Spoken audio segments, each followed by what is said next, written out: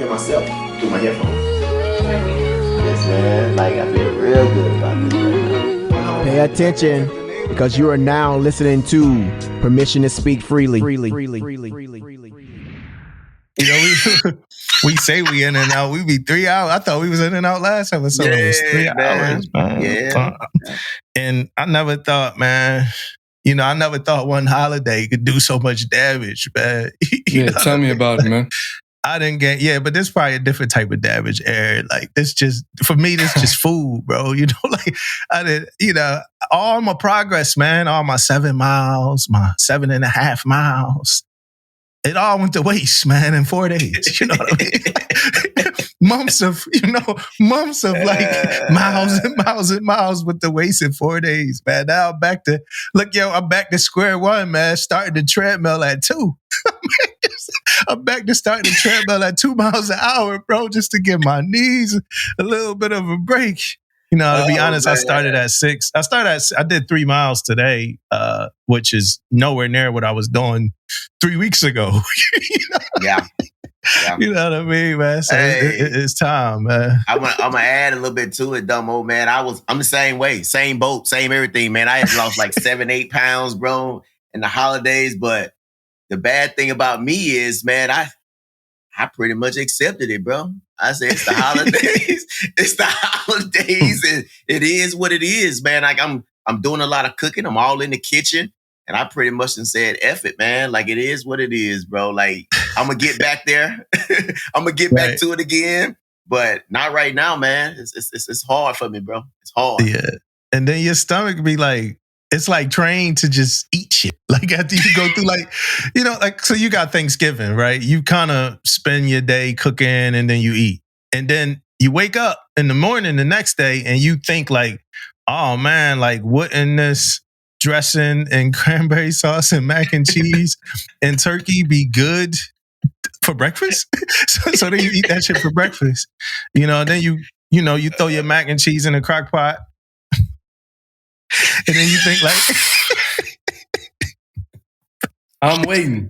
I'm loaded, boy. You know, so then you think like, so then you like, man, wouldn't this ham and this, you know, these sweet potatoes and this mac and cheese be good for lunch? Yeah, and don't even eat lunch normally, right? But for some reason, this Thanksgiving food is a great lunch. And then for dinner, then the next day, I might as well make a turkey sandwich out of it. Like, it's just that you just get irresponsible with your eating habits after this holiday, man. And that's what I did. So I'm trying to recalibrate.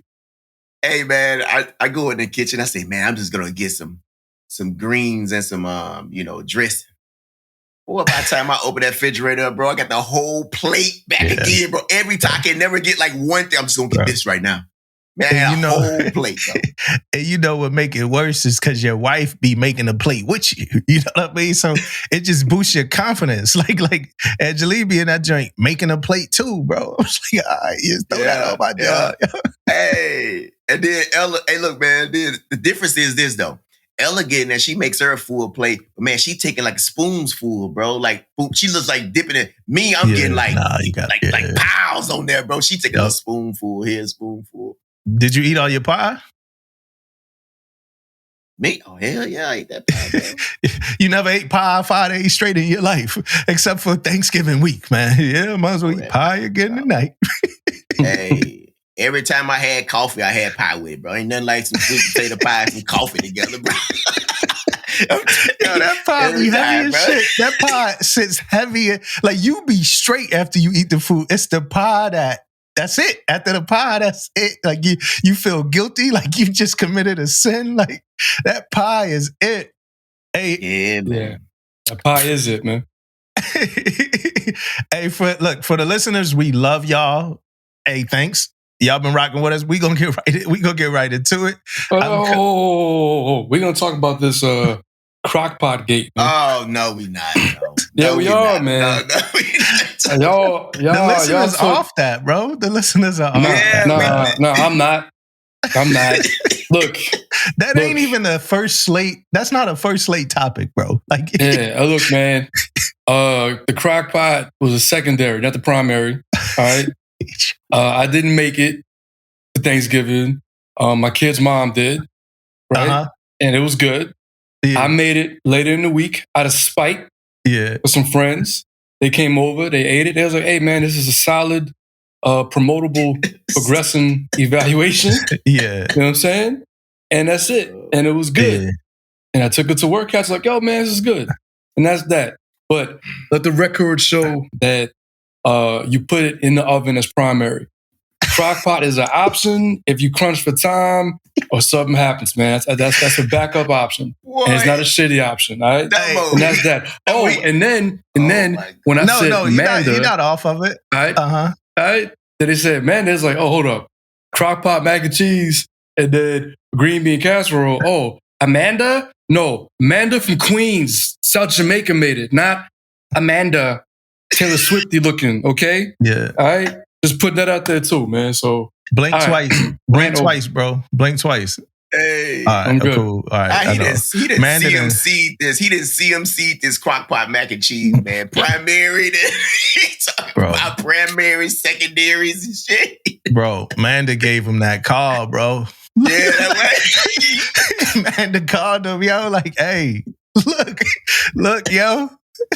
She called you, yo. You're not a leader. If you're not a leader, we don't want you here, brother. Matter of fact, you're not even a brother. You can keep moving. Yo, Manda called you. And not only did Manda call you, hey, for the listeners, look, since Aaron brought the topic up, yo, Aaron got phone calls about this shit. Like, people called.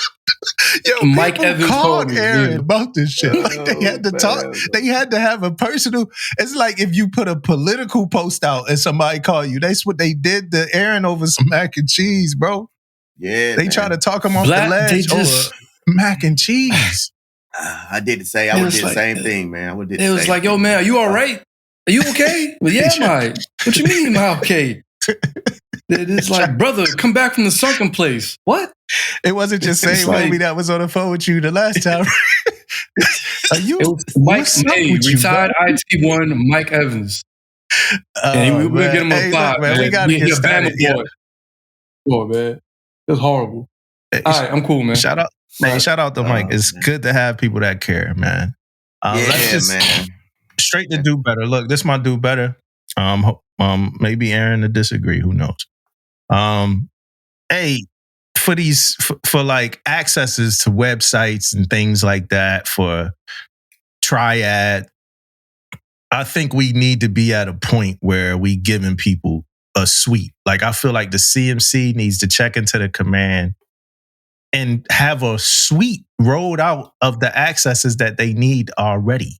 Like, whatever access you need, how to get it, a pre-prep SAR form.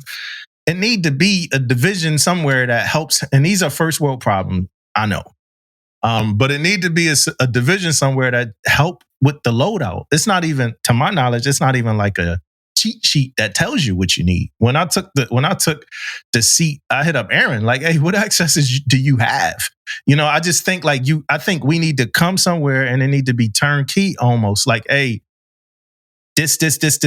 You check, as soon as you check in, you kind of get loaded into the system and you get all your accesses, you know? And then for some, I know not all commands are built different. So, you know, I'd rather like have it and not need it than need it and not have it. And we already know in like 30 days or 60 days, you're going to lose the access anyway if you don't use it.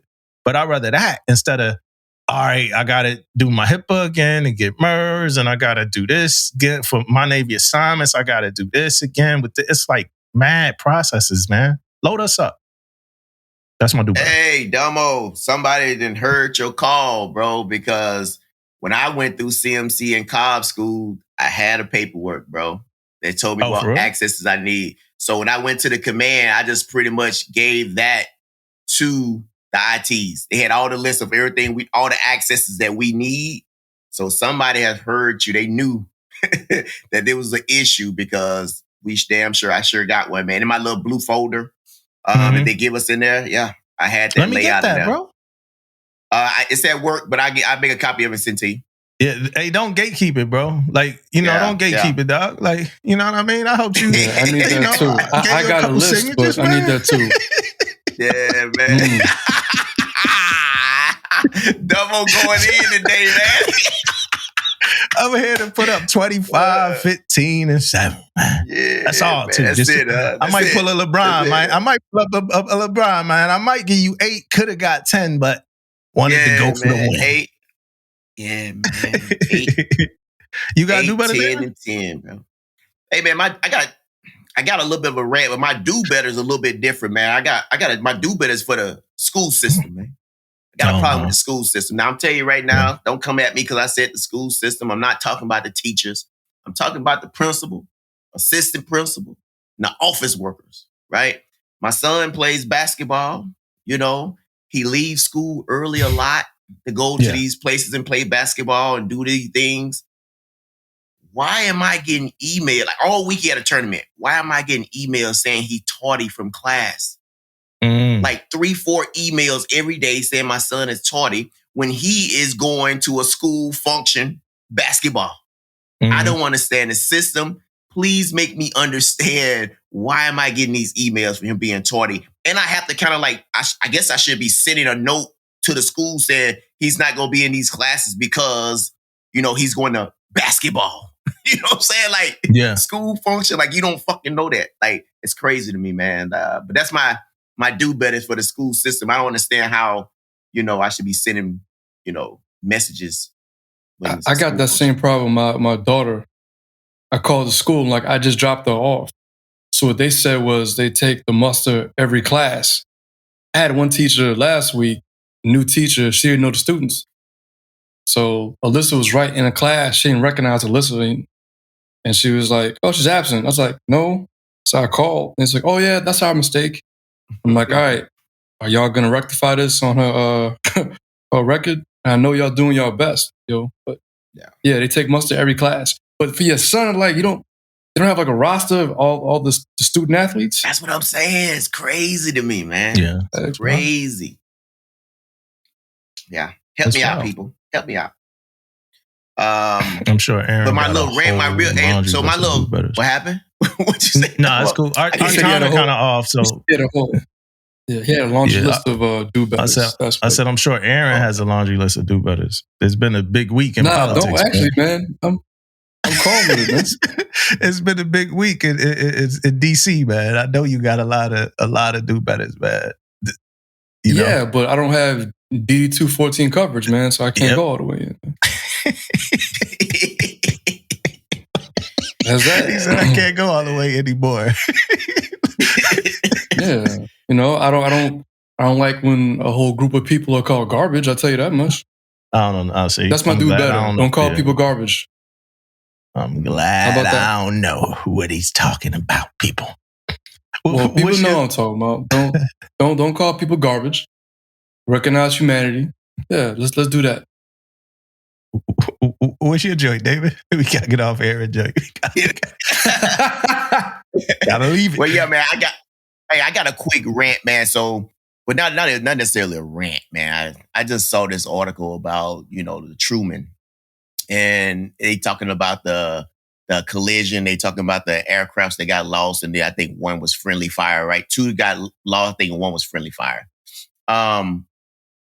Don't want to get too much into the article, but at the end of the article is something that just boils me a little bit, man, because it says in the report, it says also cited inadequate maintenance practices, low manning levels, limited knowledge, insufficient training, high operation tempo, and a combat condition and catastrophic catalyst for the incident.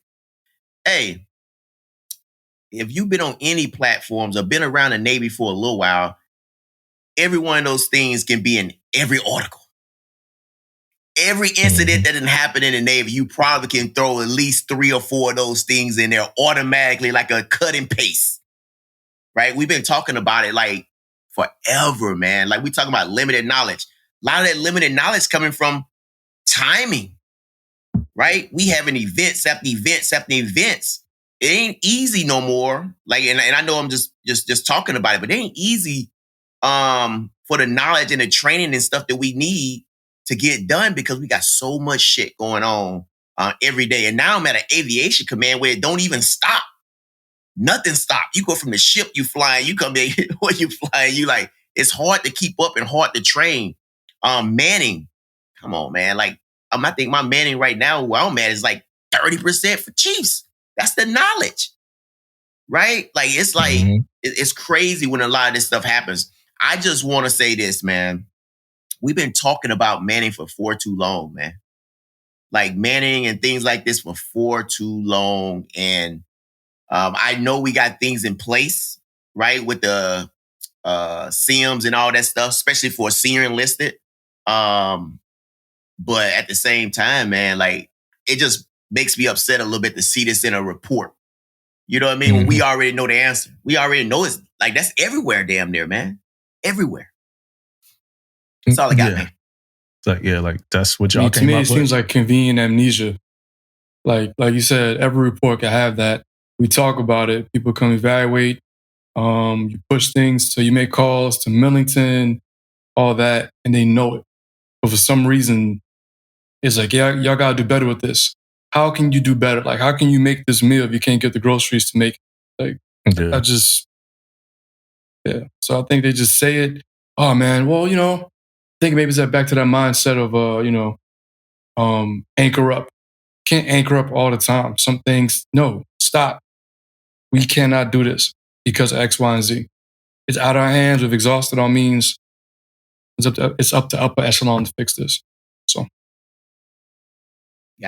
yeah, that remind me of the stressometer that came with EOSC, man. A little bit, in a way. I ain't gonna really explain why, but when I was going through EOSC training, and they was talking about that stressometer, and it's like, if you run an EOSC and you had your command take the stressometer, and then you show your CO that sellers are stressed out, and we like, well, what if it's the middle of deployment?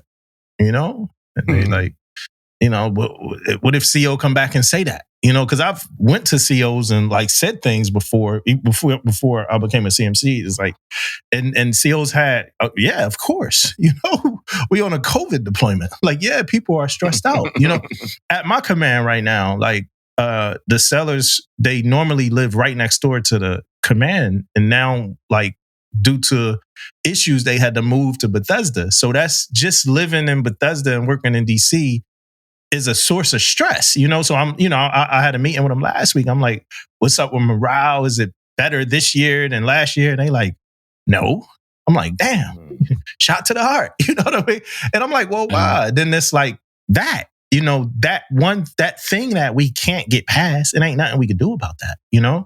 We're going to be in Bethesda for a while. So it's things like that. And sometimes them things be like everything you said, I'm sure like, those things are invalidated because, like you said, like everybody going through that shit. You know what I mean? So you show that to a CO on a buffet dish, and it's like, okay, like,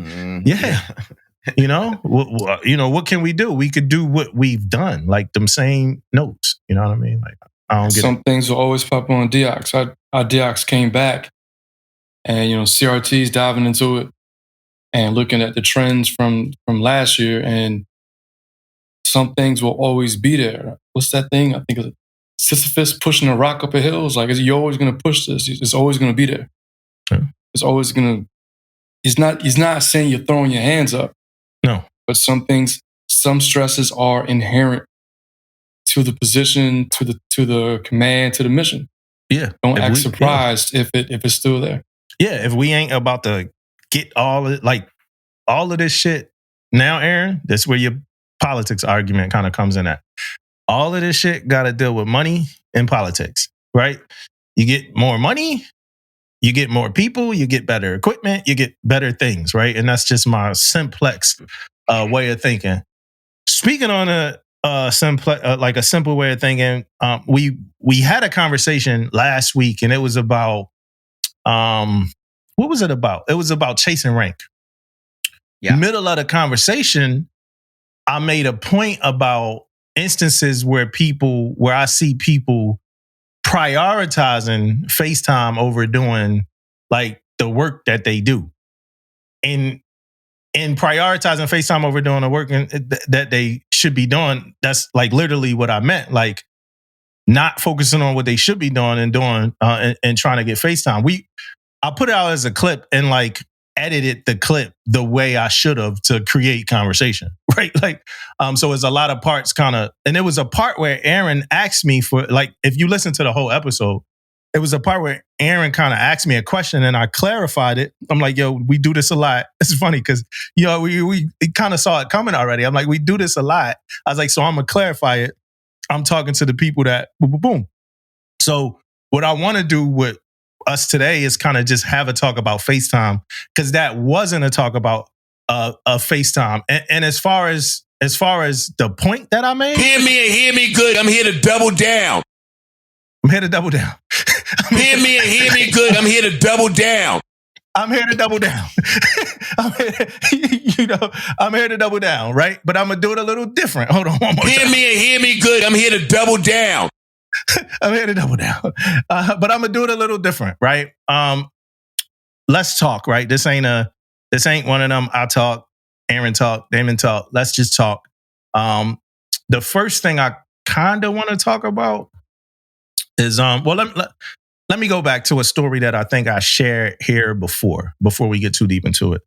It was a first class that was a DC man on my first ship. He was a repair guy. I just don't want to say his rate. He wasn't a DC man. He was a repair guy.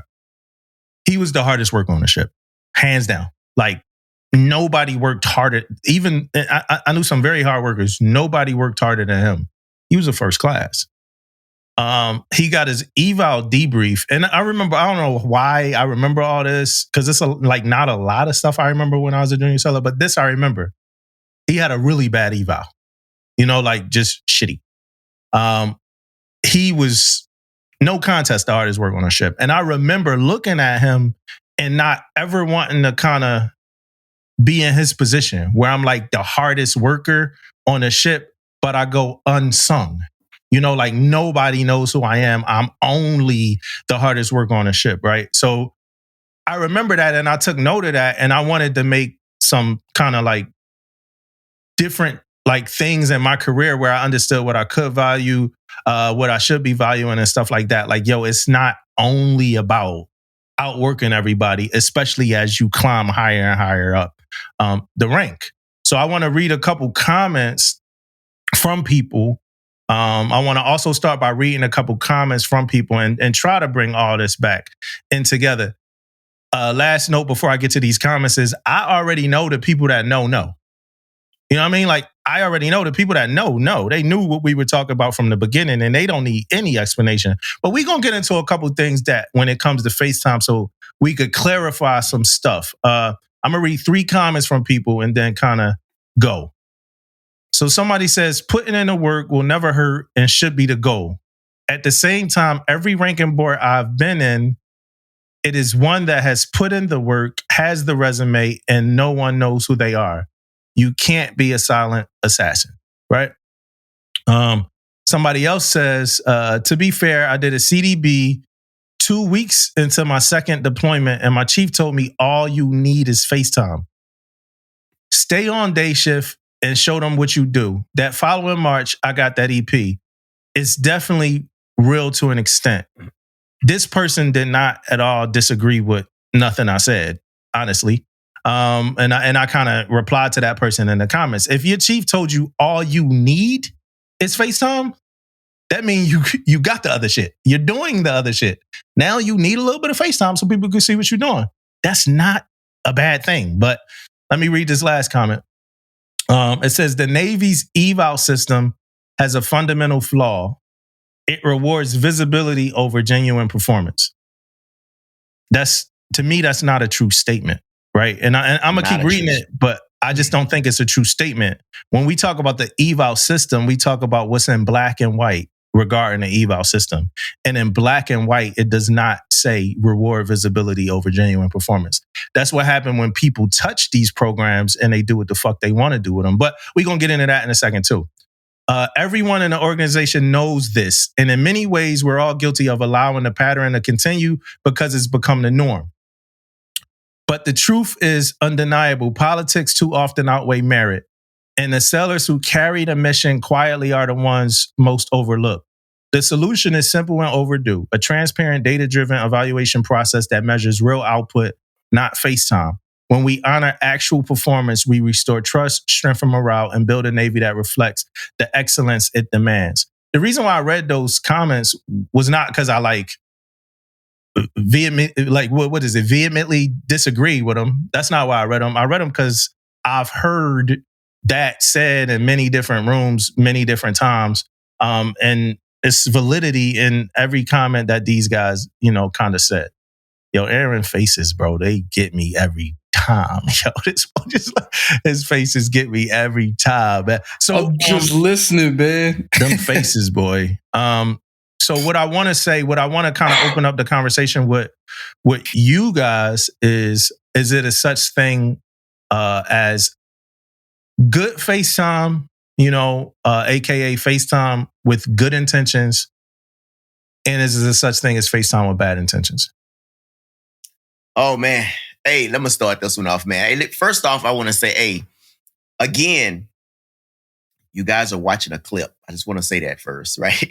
The second thing I want to say is, Damo, when I look at FaceTime, I am thinking about, like, let me go back a little bit.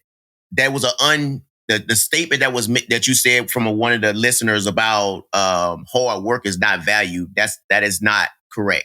I think hard work is like the pillar for everything, right? That's effort and attitude, right? You're trying to get something done, right?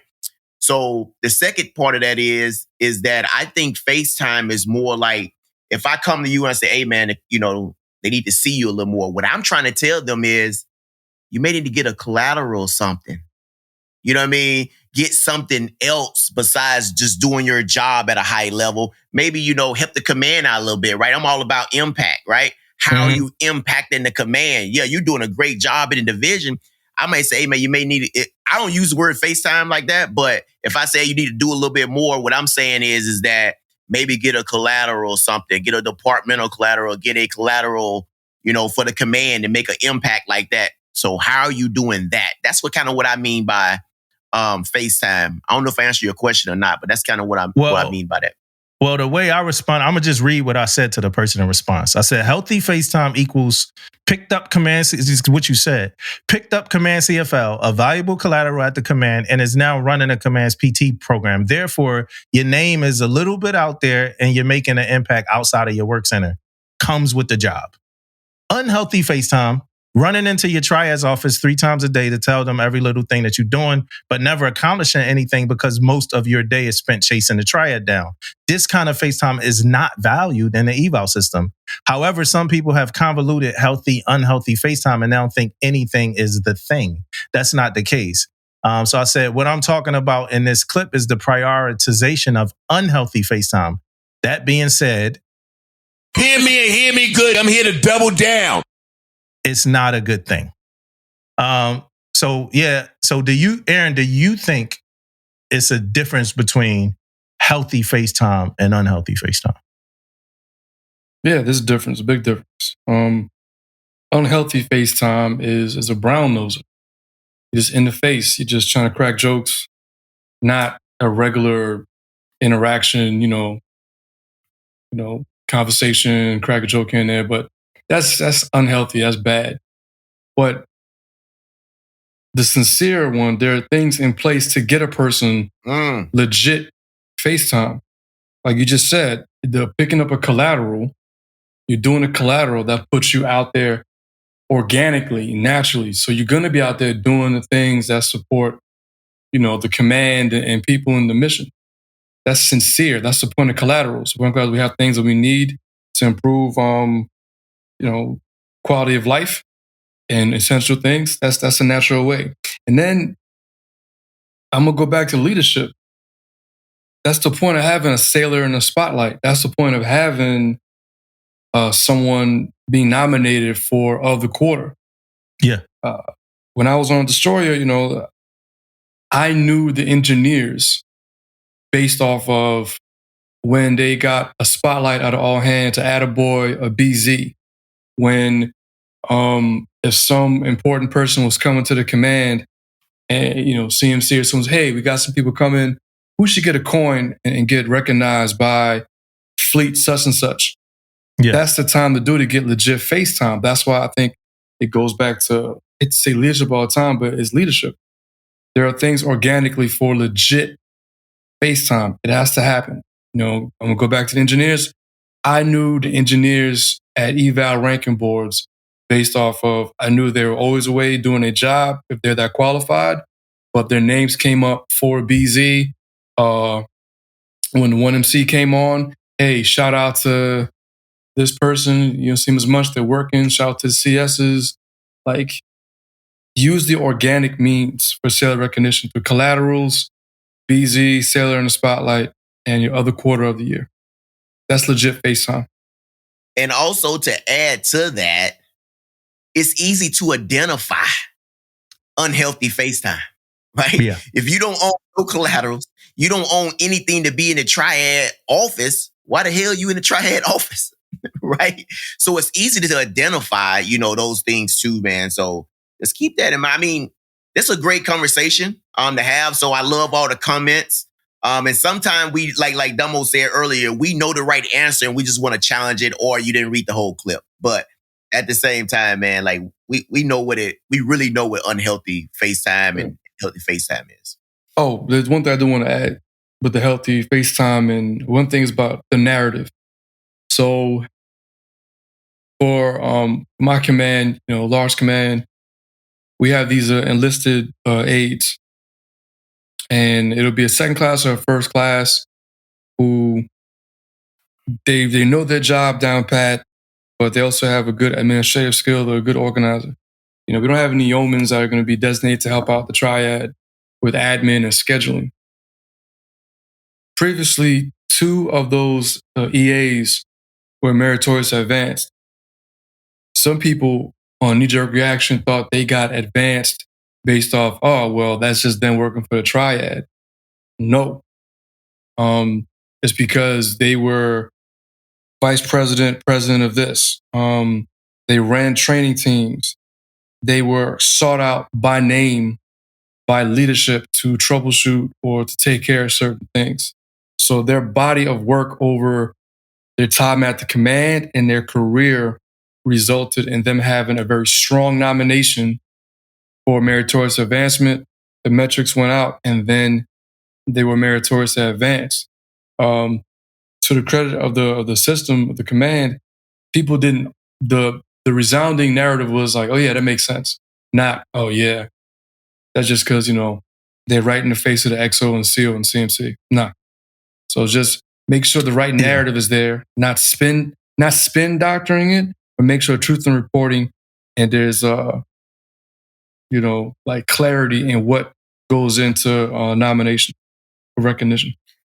And most of the time, Aaron, we don't make those decisions by ourselves. Like most of the time, you have committees, you have, the mess, you have all these different people coming in from different departments talking about it. We don't just go in there with the triad and say, hey, let's nominate that. Which the CO do have, he can do what he wants if he wanted to.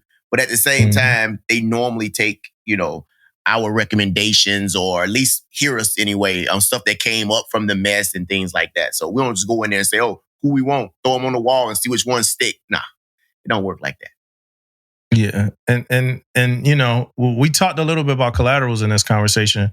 I want to talk, and so it might be somebody listening that only heard us mention collaterals, even though Aaron just talked about being a person that they call to go fix something, right? But I want to talk about ways you could get FaceTime that's not only about collaterals, right?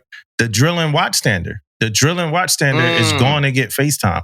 If you kicking ass on spot checks, you're going to get FaceTime. The go-to person, and that's why I say the go-to person for maintenance. And that's why I say, go do work. Go work.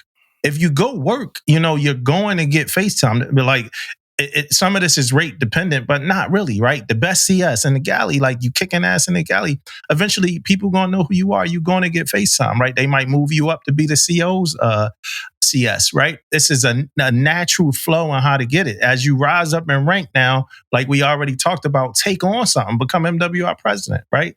Automatic, you get FaceTime. FaceTime is not a bad thing. Unhealthy abuse of it or unhealthy use of it is where it gets nasty and muddy. And that's what I was talking about last week. I'm not talking about the person that's the command fitness leader. That's, getting numbers down and, in front of the command, talk about the next PFA cycle and nothing like that. That's what they supposed to do. They're doing work. You know what I mean? They doing work. Whether that be mentoring, running whatever you do, but it's not always collateral related. You could be kicking your ass like at the work you do and people notice it. And when I'm speaking, right, there's a couple things. When I'm speaking on it, right, I'm speaking from my POV, right? So some of my perspectives didn't change, but my POV did. Like I'm just looking at things from a different point of view. So I see it now, and in some of these ways it looks a lot nastier. You could get a lot more FaceTime by giving a product to your CMC, your XO, your CO. Give them a product. Like you don't got it. You're not a butler. Like you're not a waiter. Like you ain't gotta. I'm not looking for that. I'm looking for you to be like, yo, it's a new.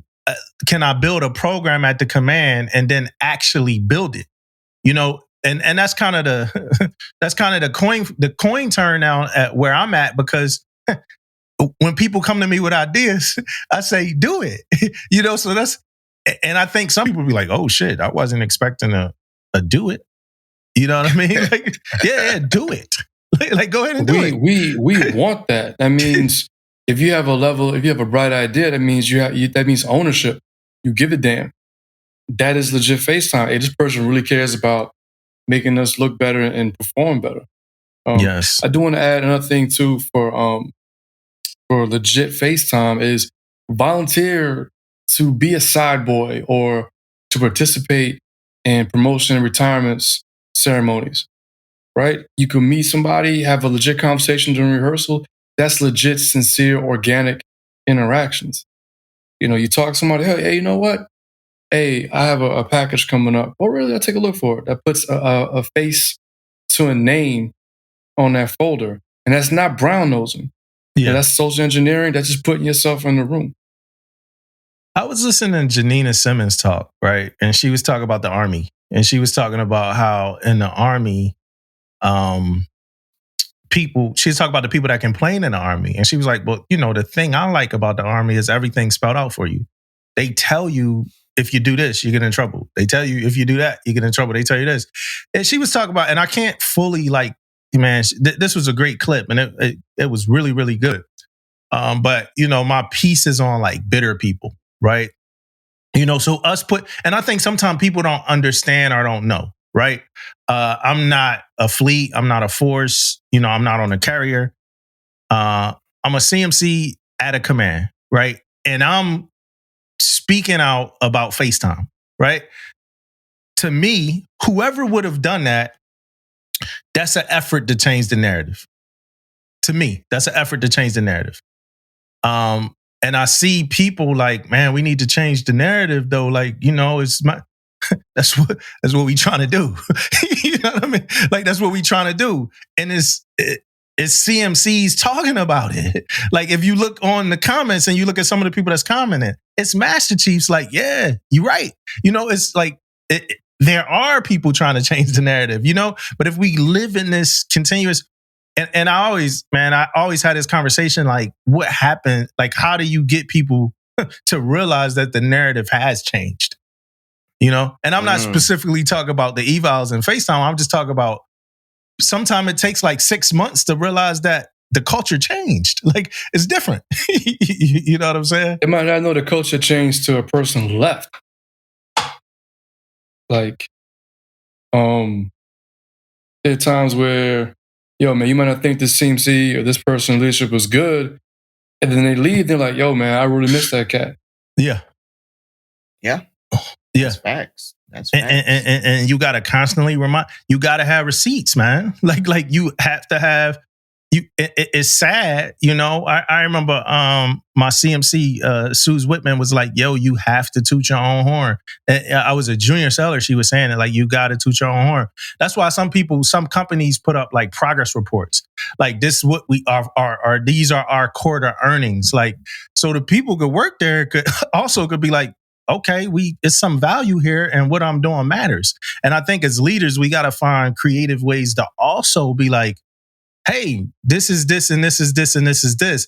Because I know y'all know, like I know, and like a lot of leaders know, and Aaron kind of just mentioned it earlier a little bit. Some of those DX reports be having shit on it from 3 years ago, from 2 COs ago, and still there because the negative kind of emotions that's connected to those events like still linger.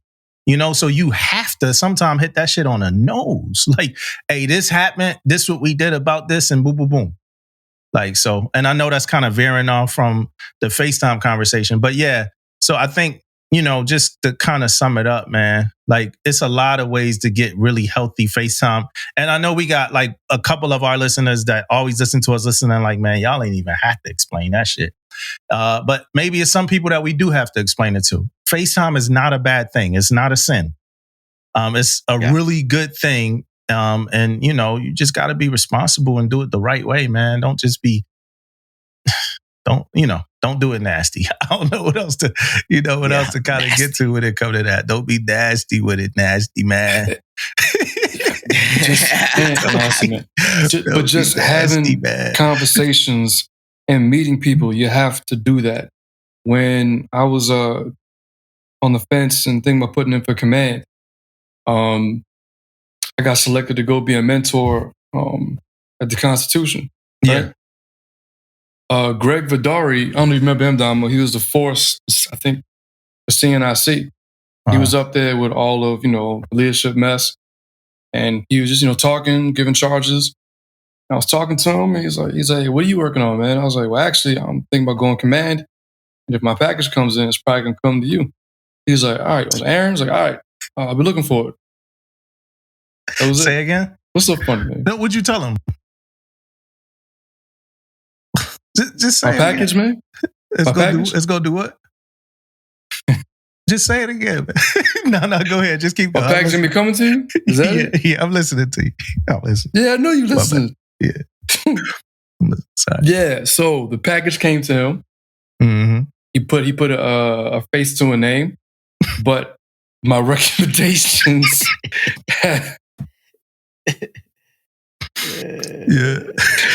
Yeah, man, meet people, man. Yeah. No, we had a clip where you was talking to me about like if 4 people do something, but one of the good people is like one of the people is like never get in trouble or whatever. And I was responding. I'm like, well, look, if it's a 4-man chew out session, and somebody wrote in the comments, they was like, yo, I feel what y'all saying, but that was crazy. But it was like, bro, I went on for like 4 minutes. Like I went on for like 3 minutes and everything was crazy, bro. I got a question for y'all. What does it take for you to call someone your friend? And I'm talking about now as Damon close to 50, Aaron about 40. Eric close to 45. I'm looking good too, feeling healthy. I'm damn near 40. Yep. That's a Thanksgiving comeback. Is that Thanksgiving? Thanksgiving was hard on me, guys. Yeah. So what does it take to call someone your friend? I think, man, you just need somebody like, I think when I saw this in the topics, man, I was thinking about this for a little bit, Damo. And it's not like it used to be, man. I used to be like value friends differently outside of my, my wife and stuff earlier. Yeah. Right. Now I feel like I just need somebody to holler at, somebody to talk to, socialize with a little bit. But man, me and Ella does everything together now. You know what I mean? Like that's my like friend, right? So I sometimes just need somebody to vent with and somebody like talk to here and there, but it ain't like it used to be coming up, man. I used to be like, man, let me go to this person's house, let me go here, let me go there. So we can, socialize and stuff, man. But it's always a care thing there, man. And somebody like truly like care about your well-being though. What about you, Aaron? What does it take to call somebody your friend? Before I answer that, I always remember something you said, I think like 2 years ago, about valuing friendships outside of the military. Mm-hmm. Your pre-military friendships compared to the friends you make while you're in the military. because I'm damn near 50, right? So some of my friends are not pre-military. But what I consider friends is level of comfort. Like it's not a labor to talk to this person. I could be fully myself if I call that person and they answer the phone because they want to, not because they feel obligated to. Yeah, just sincere to answer the call. I want to be there for them. That's a friend. Service level. I get to keep going. But. You could. For me, I think it was nowadays. I'm speaking on nowadays. Familiarity. I think that's with any relationship, right? Like the more you kind of, the more you cook, the kind of just the more y'all grow. I think that's a big thing. Like the more you cook, the more y'all grow. You kind of get to know each other in just different instances, right? So then you have a desire to, like now I'm at the age where it's like, all right, I got a desire to reach out to the person. Like I want to hit them up. Then it's like, that might grow into like, hey, let's link up, and then that might grow into another step. So I think at this age, after you build like that, we are like Damon said, like we are so old that like our life is kind of figured out in ways. So you go home, you got your wife, you got your kids and stuff like that. So I feel like now friendships are, not to say like more surface, but they a little different than it was with your boys in your 20s where like y'all might have had to get into a fight in a club together and you saw who was willing to get jumped with you.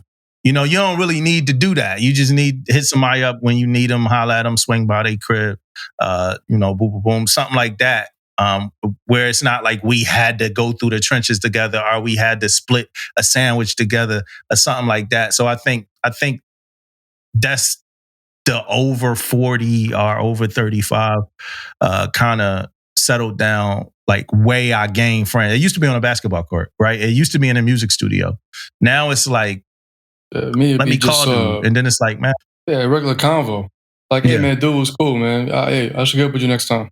Yeah. So what's y'all's freshest friendship?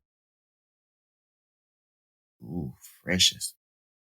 Yeah, you like mean the freshest, most, meaning like the latest person that you've now filed into the friend category? Ooh. Yeah. Good question. I have to say now for me, it had to be Aaron. You know what I mean? Like I know we conversate on the pod. We talk a lot on here, and I feel like I know Aaron now. I know, you know what I mean? Yeah, I feel man. like I know his. When we say something on the pod, when you start like saying things and you know how people gonna respond, I kind of feel like I know how Aaron gonna respond to shit, man. So I kind of feel like that, even though like we haven't got on the phone and like had like a long conversation, which I'm soon that hopefully that happened soon. We start doing more stuff like that, but I do really feel like Aaron, man, like no shit. I feel like I can call Aaron and we can have a So if conversation. you rocking me like that, like why would you not try my cooking if I was gonna offer it to you, man? Like, that's a slight. No, I don't understand, man. Like let's keep it about this conversation, Aaron, because I don't want because I don't want to get into that crockpot thing again, man. You know what I'm saying? Hey, hear me and hear me good. I'm here to double down. Nice try, though. Nice try, Aaron. I ain't going there, man. Yeah. What about you, Aaron? It came from work.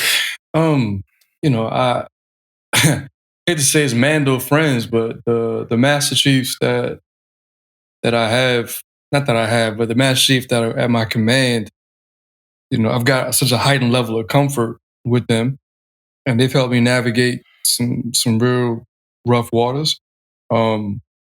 They got two chiefs, one chief in particular that I got real tight with. Different command, but same base. Yeah, gotta clarify that, right? Yeah, man. Yeah, no frat, not no favoritism. You know what I'm saying? Yeah, make that clear. Yeah. Like, oh, you got favoritism. That's why I got the EP. Like, no, man.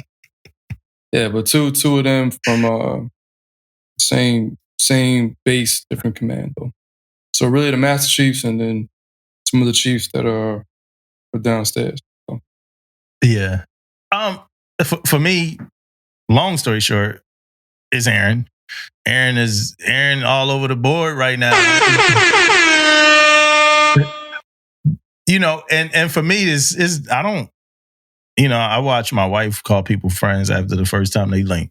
You know what I mean? Like women are a little different. I think for me, it takes a while to be like, damn. It just kind of comes like, damn, that's my man. Like, this person is a friend. You know what I mean? And I would say at this point, I would give it that.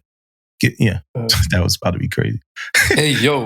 But that took about 3 years, though, man, because we wasn't stationed together, but we were still under the same, when Andy Hosgrave was the CMC, right? Yeah, no, it takes a while, man. It takes a lot of building and just kind of seeing what happens. Back in the days, man, we used to be able to go through shit with our friends and keep the friendship. Like, like Dirty Max you for a girl or something like that. And y'all went through it, got into it. Like, we ain't got time for that. This is positive vibes or whatever like that. But if I feel like I can have an honest, and it's somebody that I'm, another kind of quality is like somebody that I'm not afraid to be honest with.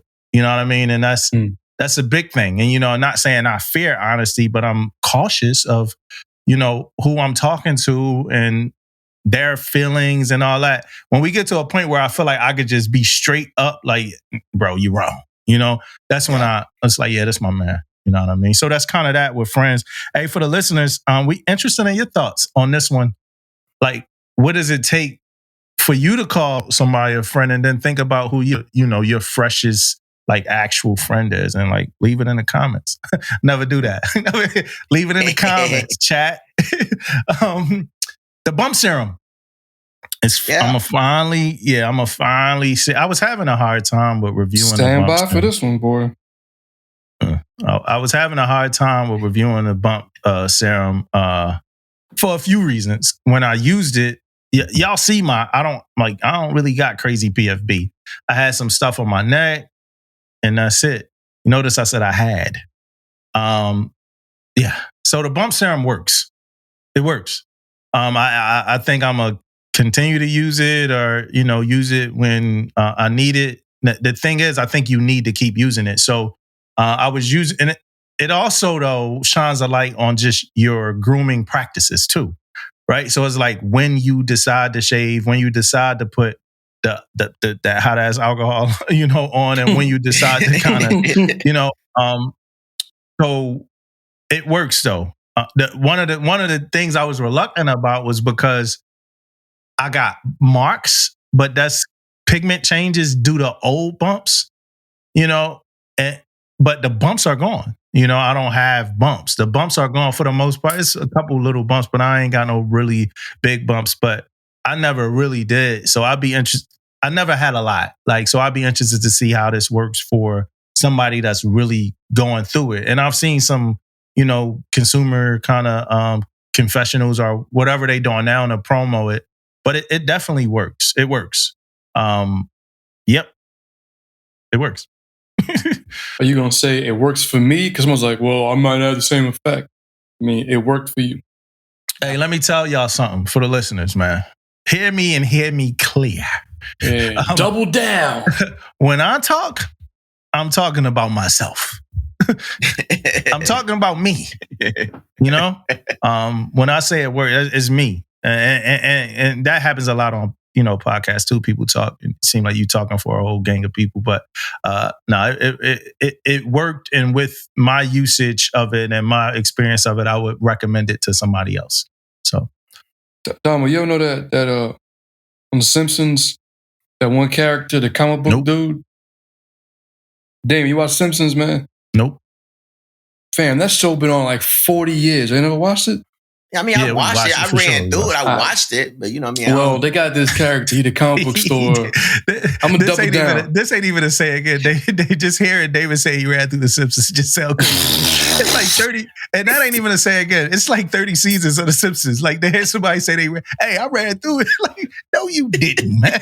You ran through The Wire. You did not run through 29 seasons of The Simpsons. I looked at it. You watched about 3 seasons. You watched about 2-3 episodes. What's up, Aaron?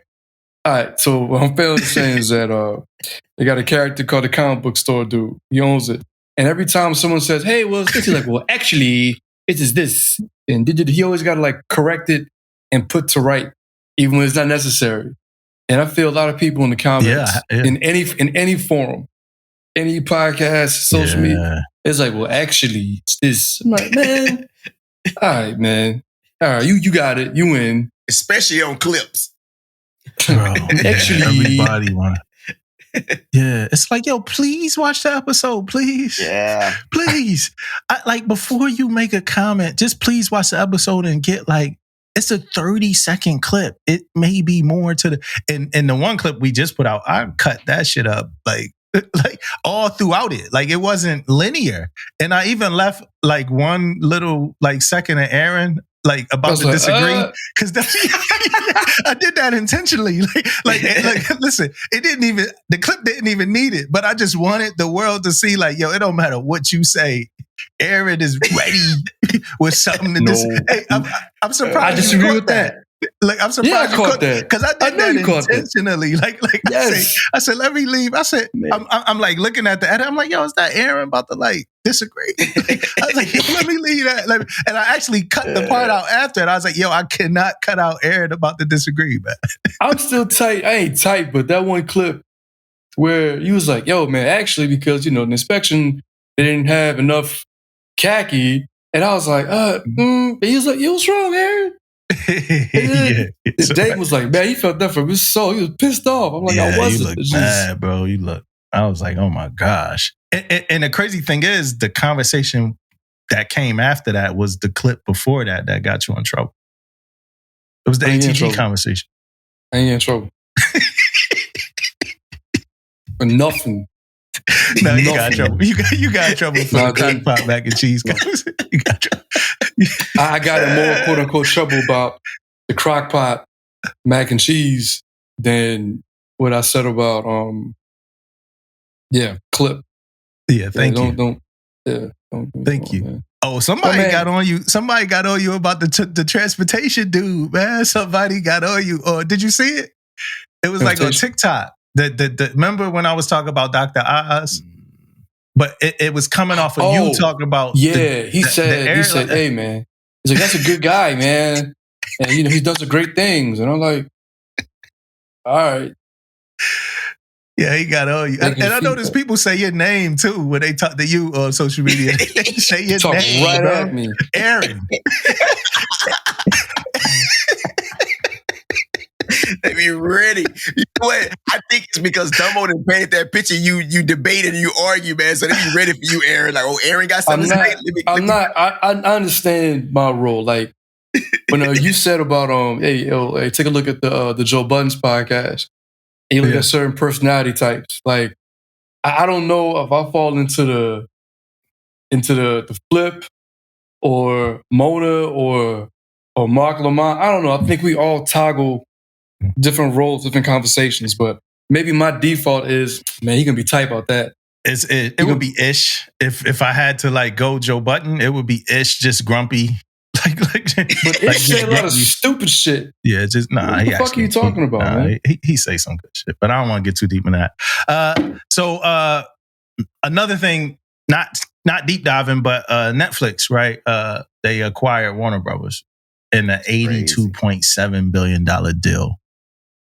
And this changes the landscape of entertainment, at least for the foreseeable future. Yeah.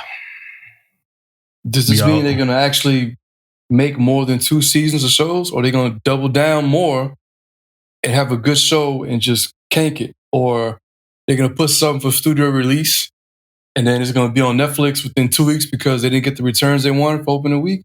That's my initial thoughts, without deep diving. You talking Netflix or HBO? Netflix? Netflix, man. Well, both. I mean, they both have been kind of killing some shows without before they get some traction on them. Yeah, HBO a killer show, but HBO got a high standard. You know what I mean? Penguin, I would consider Penguin their last show that they like. No, not Penguin. like right now, Welcome to Dairy they killing that shit.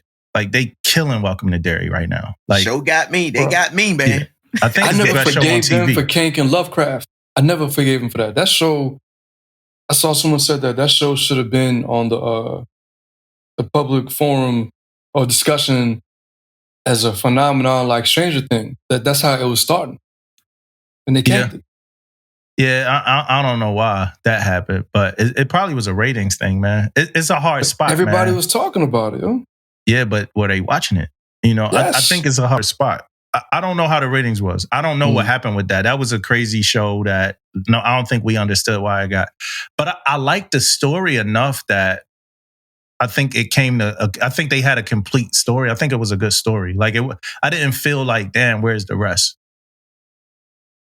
You know, but yeah, everybody was upset when that got canceled. But so Netflix buying Warner Brothers for $82 billion, right? I'ma just like I posted like something from Wealth on Instagram, and I'ma just scroll through real quick. So that means that Netflix now owns all the Harry Potter movies and future TV shows. So they own the Harry Potter brand, right? Because that's Warner Brothers. They now own the entire DC universe, right? Because that's Warner Brothers. So they own all DC.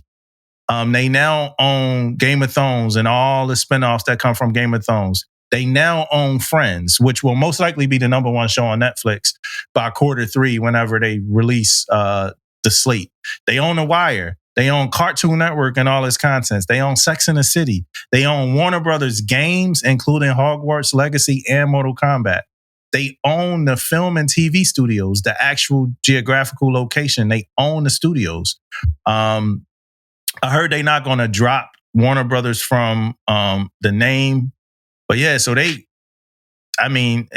kind of crazy everything. It's more stuff too, but it's kind of crazy everything they own. And this is coming off a bidding war, where they got it all, man. Who was the comp? I didn't even see that. I didn't even see it, and I don't got enough time to look at. We ain't got enough time to dig into it now, but that's crazy. Man, ain't it like man, these billionaires and millionaires and trillionaire people, man, they be buying this stuff and they be doing this thing. Let me tell you, man, not only do they buy them, right? And when we say they not gonna drop like the Warner Brother like label, so that means all the people that's actually still working there at a high level, executives and all them, they probably still gonna stay there making that money. Right? Somebody else just owns the company now, but that's how they do. They be just flipping, man. They just be flipping. Now, sooner or later, somebody's going to buy Netflix probably. They're going to own all this. Man, it's crazy out there. But that's massive for Netflix, though. That's massive, bro. Man. Like, you know how much stuff Warner Brothers, damn near, especially when I was a little bit younger, man. Yeah, everything comes on, said Warner Brothers. Damn near. You know what I'm saying? So it's crazy, man. Looney Tunes, bro. The Looney Tunes. All of that. That's all Warner Brothers. Bugs Bunny and all of them. Yeah. But it is people not okay with this because of antitrust. I'm not okay with it now and stuff like but that. I thought about a clip I saw where they said, now I'm pissed off because they said if they got all this money, well, how much was it again? It was $82.7 billion. $1 billion, and they punk asses get mad if you share a password. Yeah, so they can go to hell, man. Well, that's you why got they money got for the all money. this, and you bitching about this. That's how they got that money back. Right? That's how they got that money back. They stopped that shit, man. Yeah. Like my kids are in college in state. They're like, oh, yo, you're in Baltimore, you're in Montgomery County. Yeah, you can't share that. It's in state. Get out of here. Yo, you wrong, man. Yeah, you are. Yeah, I'd be pissed off too. If I was in charge of it, you sharing that shit with your whole family, every damn body, you gonna lose money. You're losing. I'm paying for it. You got multiple profiles on one account. You're getting your money. It's the same thing if you got a family plan for your phone service. They're not hurting for this money. You're wrong. Wrong. Nah, man, y'all institutionalized, man. Y'all in the Matrix, man. You're wrong. Fuck that, man. Let cats share passwords. No. Yes. No, yes. this is wrong, bro. I get it. Man. You know, I get the freedom fighter. I get the freedom fighter stuff, man. But Freedom fighter? I get your little freedom fighter approach. You know, I get your little dashiki and all that. But there you go. Hey, that's 2 times down. Because last week he was like, yo, Aaron, man, for someone as a you over here dirty box mac and your mac and cheese, man. What's up? I was watching Menace to Society, bro. And I was like, yo, that's Aaron right there, man. You know what I'm talking about? You know what I'm talking about, bro. Rock's son, man. Charles Dutton's son. Charles Dutton. Rock. Hey, hey, where we at, man? We at hey, I'm gonna tell y'all straight up. I don't listen to Spotify unless I'm checking out Permission to Speak Freely. Right? That's like just a shameless plug, right? I listen to Apple Music and I took screenshots of my I don't even, do y'all even want me to share this? Because it's really not even like entertaining. I don't mind sharing my top 5 artists that came up. I was surprised for a couple of them, man. I don't even know how to even do that shit. You on Spotify Music or YouTube Music or what you use? Apple, but I don't know. You said the top 5. I don't know how you guys Apple would tell you your wrapped up joint when you go to Apple. It's funny, we can't do it right now, but when you go to Apple and you go to home, if you go to home, the first thing there will be your replay. It'll say replay your music story here, and then your replay will tell you exactly like who your top artists were. Like you could probably do your replay right now and then find your top artists. Oh shit, son! They also show you how many times you played the songs, how many views. Oh man, that's cool. Yeah, who's your top artist? Lil Wayne. You played Wayne more than anybody this year? Because I run with it. I have my own little music thing, and Wayne is in my music thing, man. You run that much? Wow. You run that much, bro?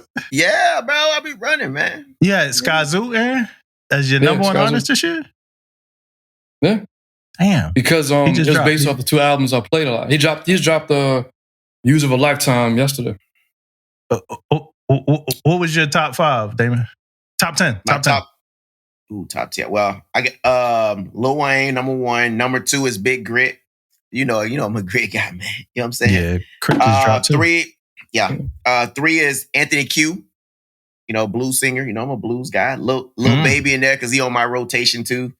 Kevin Gates, Jordan Lucas, Arthur Young, Drake, Big X the Plug, and I don't know how he got in there, man. But yes, I do because he in my thing too. Master P, man, number 10 player. Yo, hey, bro, you don't work out that much. That's a gym. That's like a gym top 10 right there. Big X the Plug, Kevin Gates.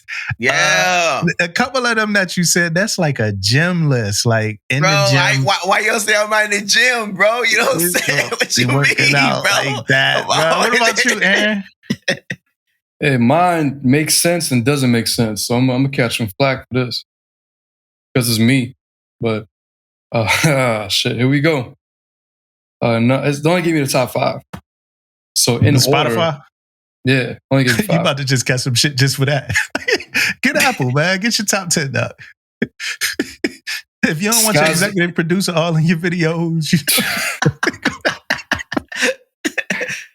I got Skyzoo, Leon Thomas, Party Next Door, Nas, and Styles P. Yeah. Hey, that's random. That's I couldn't hear you. Can you repeat it? You want me to say it again for jokes, so you can? No. We got some lag for the listener. We got some lagging issues. I know y'all probably heard it, listeners, but I couldn't hear it. I heard Skyzoo and I heard Styles. So Skyzoo, Leon Thomas, nice. Party Next Door, Nas, and Styles P. Nice. Okay, Leon Thomas. Okay. All right. People like, how you go from lyricist to the R&B to the album. Yeah, my album is really good. So that's why he drove. I had a lot of replay value on certain albums. You know, we can probably dive into the reason why, but with Nas, I was playing the him and Hit Boy. I call it the double trilogy. with Magic and King's Disease. I really diving into that. Yeah, Sky Zoo, when he had that Skyfall, that Snowfall inspired album. Party Next Door, because I was just, anyway. Then Styles P, because his mixtapes, and he like my favorite artist, one of my favorite artists. Party Next Door is your lock-in artist? All right, I'm going to go to my top. No, that's cool. I'm going to go my top. I'm going to go my top 10. Number 1 is Pusha T. Shocker. Yeah. Number 2 is The Clips. Shocker. Number 3 is Malice. Shocker. Number 4 is Kendrick Lamar. You don't say. Number 5 is Kenny G. Number 6 is Drake. Yeah, I like Drake. I never said I didn't. I just don't like his fans on Twitter. Number 7 is Ye Ali. Number 8 is Giveon. Number 9 is Mariah the Scientist. And number 10 is Chance the Rapper. Pusha T, Clips, and Malice, easy. Their album, listen to it more than anything. Kendrick, easy. His album. Kenny G is where people might be like, what the hell? But what people don't know is, what people might not know is I listen to all types of music. But where Kenny G kind of comes in is I'm very big on like listening to music to like go to sleep. And that was Kenny G made a Lullaby album, and it's super smooth. It's from 2023 actually. And I listen to that a lot to go to sleep. Whether it's me sleeping or me and trying to put Amari to sleep. So I listen to it a lot. Drake is Drake. You're going to get Drake some kind of way, right? He makes it. Ye Ali is another one that Ye Ali make those Party Next Door type songs, the lock-in kind of songs. Ye Ali heavy, just laying down, going to sleep, trying to get the mood where you want the mood to be set to. That's Ye Ali. Time, man. Damon made a face, man. Damon didn't make no face. Damon, he made a face, man. He said lock in. He was like, You know what I'm saying? Damon ain't. Me and Damon been at it for years, man. he ain't. I'm gonna crack this code. Y'all can stop doing the 2-man game on, man. Giveon. The crazy thing is, I ain't even listened to that album full through. It's another one to sleep. But Mariah, I love Mariah the Scientist. Another one that I put on like laying down. So I ain't really fully kind of get through the album. And then Chance, I love Chance album. It's amazing. My top, I'm not even gonna get into my top 10 songs. I'll say this though, they all my top 10 songs are all the Clips. Like every one of the song is from the Clips album. All of the songs, yo. And then they got artists by month. Kendrick had the most months. Tupac is there though. Lil Wayne is there. Kali Uchis is there, and Wale is currently like there. So yeah, and that Kenny G album kind of made my so just I'll go through albums just cause. Let God Sort Them Out, number 1, GNX, number 2, Kenny G album, number 3. I actually really listen to the Kenny G album a lot.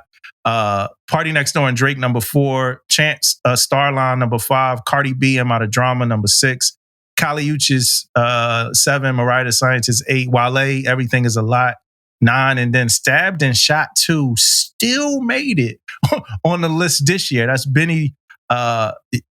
That's the collab album between Benny and why am I forgetting his name? Damn, why am I forgetting his name, man? Y'all gotta help me out here, man. Benny and 38 Special. So that's my that's my kind of like top kind of top list right there, man. I'm saying my top 5 albums is kind of. You got Spotify up. What was your top 5 albums though? Party Next Door 2, Keep Me Company, Sky Zoo, All the Brilliant Things, Sky Zoo, the original King's Disease by Nas, and Snowfall with Jeezy and Drama. That Jeezy joint, fire, huh? Yeah. Top podcast, keep that. PTSF? Yeah, PTSF, naturally. Better be. I love it. Black on Black Cinema, a comic book fans podcast. And for some reason, I got Jocko on there because Jocko episodes is mad long. And he had an episode about a certain book that he dove into. But I'm not on Jocko like that, but those 2 episodes are very long. So, yeah. Yeah, I got a quick pick of the week just randomly while we talking. It's a movie called Eddington. Have y'all heard of that? Eddington. Nah. It got Joaquin Phoenix in it, and it got Pedro Pascal. Pedro Pascal. Okay. From Mandalorian, the dude that played Mandalorian and Fantastic Four in every movie. Yeah, him. And they running for mayor of like a small town, but it takes place in 2020 during COVID. It takes place like during like the initial emergence of COVID. It's really good. It's really, really good. Real interesting. It's called Eddington. It's just an interesting. It was good. Did y'all check out Predator Badlands or Running Man? Not yet. I gotta go to movies to watch them. No. You like both of them? I didn't peep them. I heard like such bad reviews for Running Man. Oh yeah. You know, I heard the great reviews for Predator. I haven't heard nobody say anything bad about that, and that kind of like new spin on that universe. So, yeah, I'm definitely gonna check that out. What's up, Damon? Oh, nothing. I'm good, bro. I'm ready to get in this interview, man. You know what I'm saying? Let's do it, man. Let's do it, man. Hey, so real quick, man, do a little interview. You guys know a little bit about Damo. So me and Aaron gonna feed off some of these questions I got, and we're gonna do a quick deep dive into Damo a little bit, man.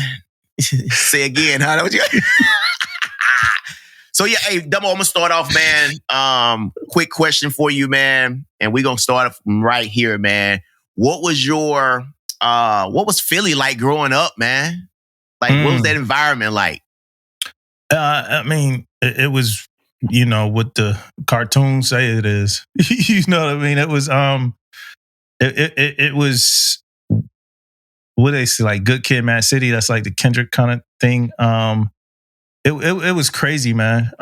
Dirty, dangerous, like really, really dangerous. And we young, man, and you feel like you 40 years old and you 12 years old. You dealing with things that you think you might be like 40 dealing with, you 12.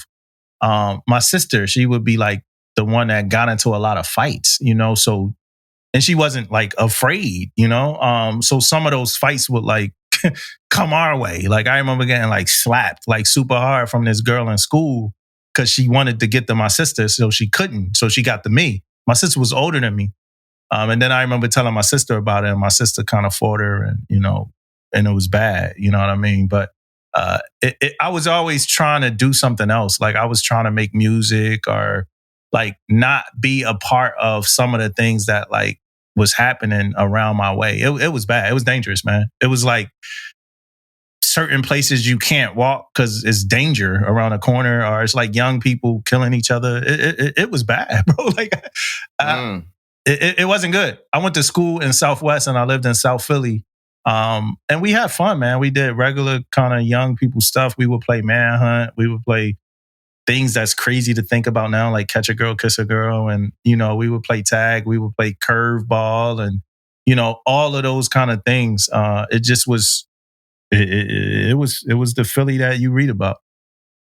Hey, just speaking about that environment where you came from, man. When did it hit you that like, man, like you got music going on, you got all the stuff that goes on in Philly. You say, you know what? When did you realize you was built a little bit different, man? At the first time I lost a fight. At the first time I got beat up, you know what I mean? This dude I was fighting, and we go into the gym, we go out fighting, and this dude, my mom used to go to these meetings, and we outside in the park, and this dude, we fighting, and I'm fighting, it's my younger brother, he a year younger than me, and the dude was messing with my younger brother. I go to defend my younger brother, and dude, he was getting me. He was having his way with me, man. And then my younger brother would kind of jump in, and my younger brother was tagging him up. You know what I mean? So then it got to a point where we all kind of just stood out there, and and the dude, like, and they like, well, shoot the fair, and it was kind of fair. And the dude, he looked at me. He was like, I want to fight him. You know, like he ain't want to fight my brother. My brother was putting some work in on him. You know what I'm saying? And then so that was like my first joint. Like, damn, because before then I won fights, but I moved from North Philly to South Philly. South Philly was a little bit more grimy. And I think after that, when I started making music and I started seeing like people I knew just get into a lot of trouble, I knew I ain't want to get into that much trouble, you know, but you skirt the line as a young kid growing up in a city like that. You want to be cool, you know? So I think it took a while to realize that I was built different. Yeah. So, you know, your hometown, man, growing up, sometimes we don't realize, you know, some of the lessons that we learn from home. We take them kind of for granted or whatever. So what was one of your, a lesson from home that you didn't appreciate back then, you know, but now you're like, okay, you know, it's a little bit different now. You think about it a little bit different anyway now. Man, the first thing that popped in my head is, I was talking to my dad about this yesterday. His birthday was yesterday. A lot of us grow up in houses without our like dads.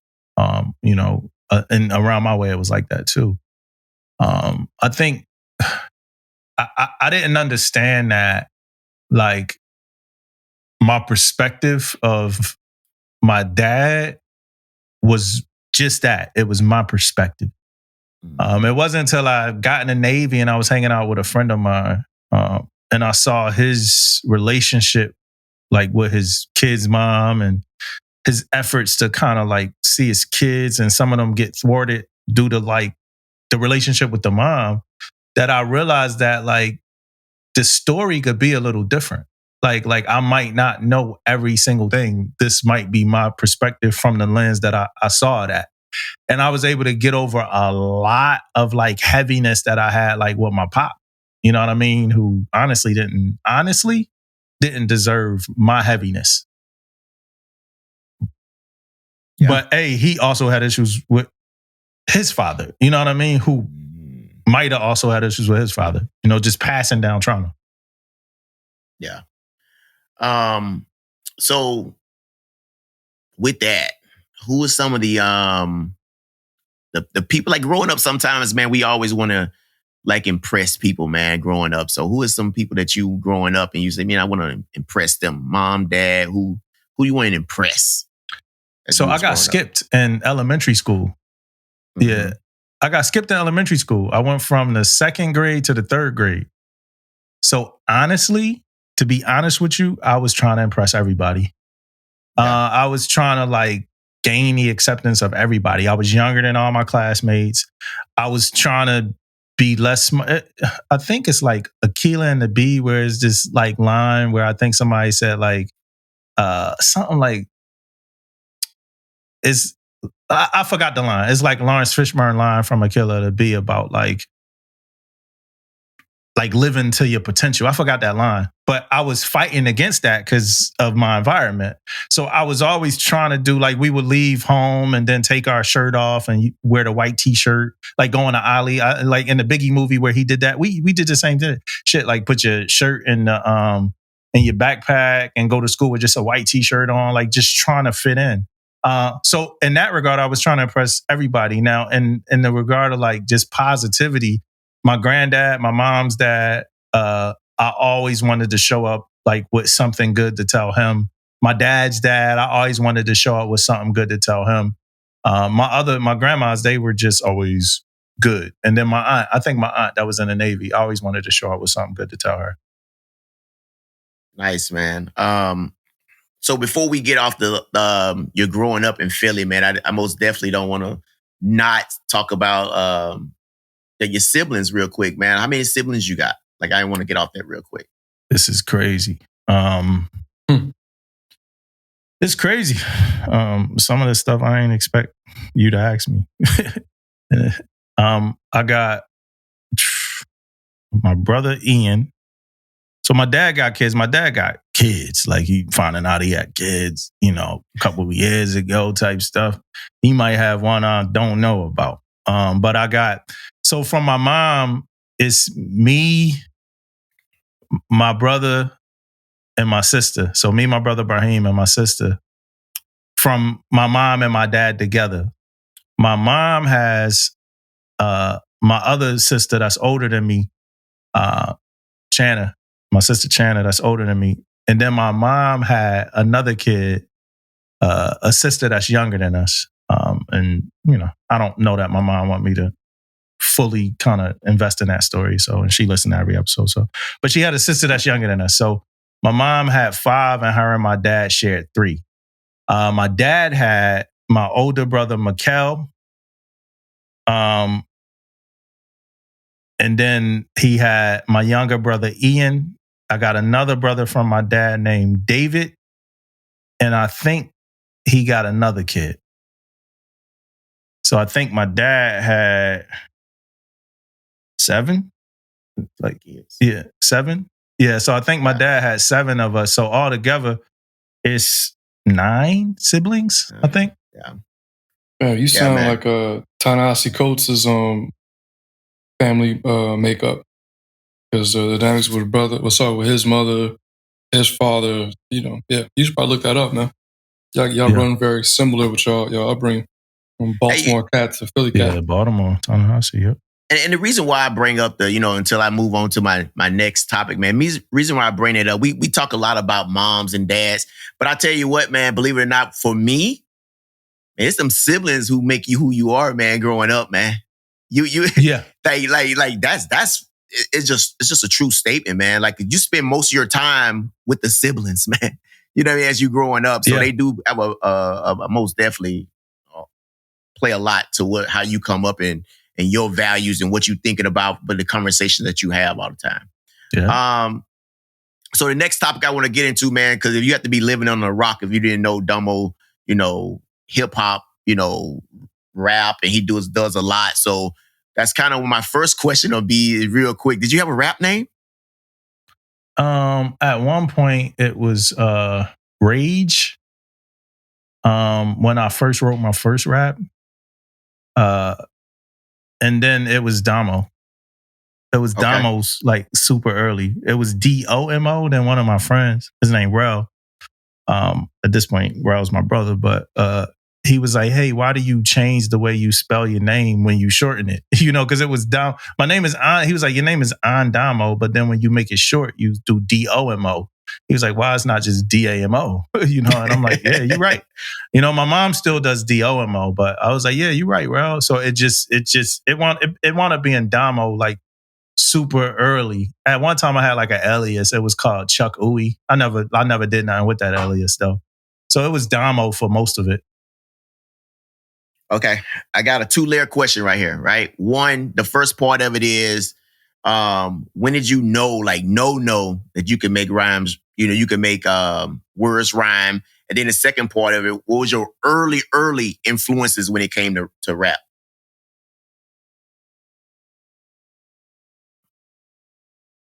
I know I could make words rhyme. I think high school kind of solidified it. Now, my honest confession is a hard story for like a rapper was when I got to high school, I had been like rapping since I was 9. But remember, I got skipped. So I was 12 when I got to high school.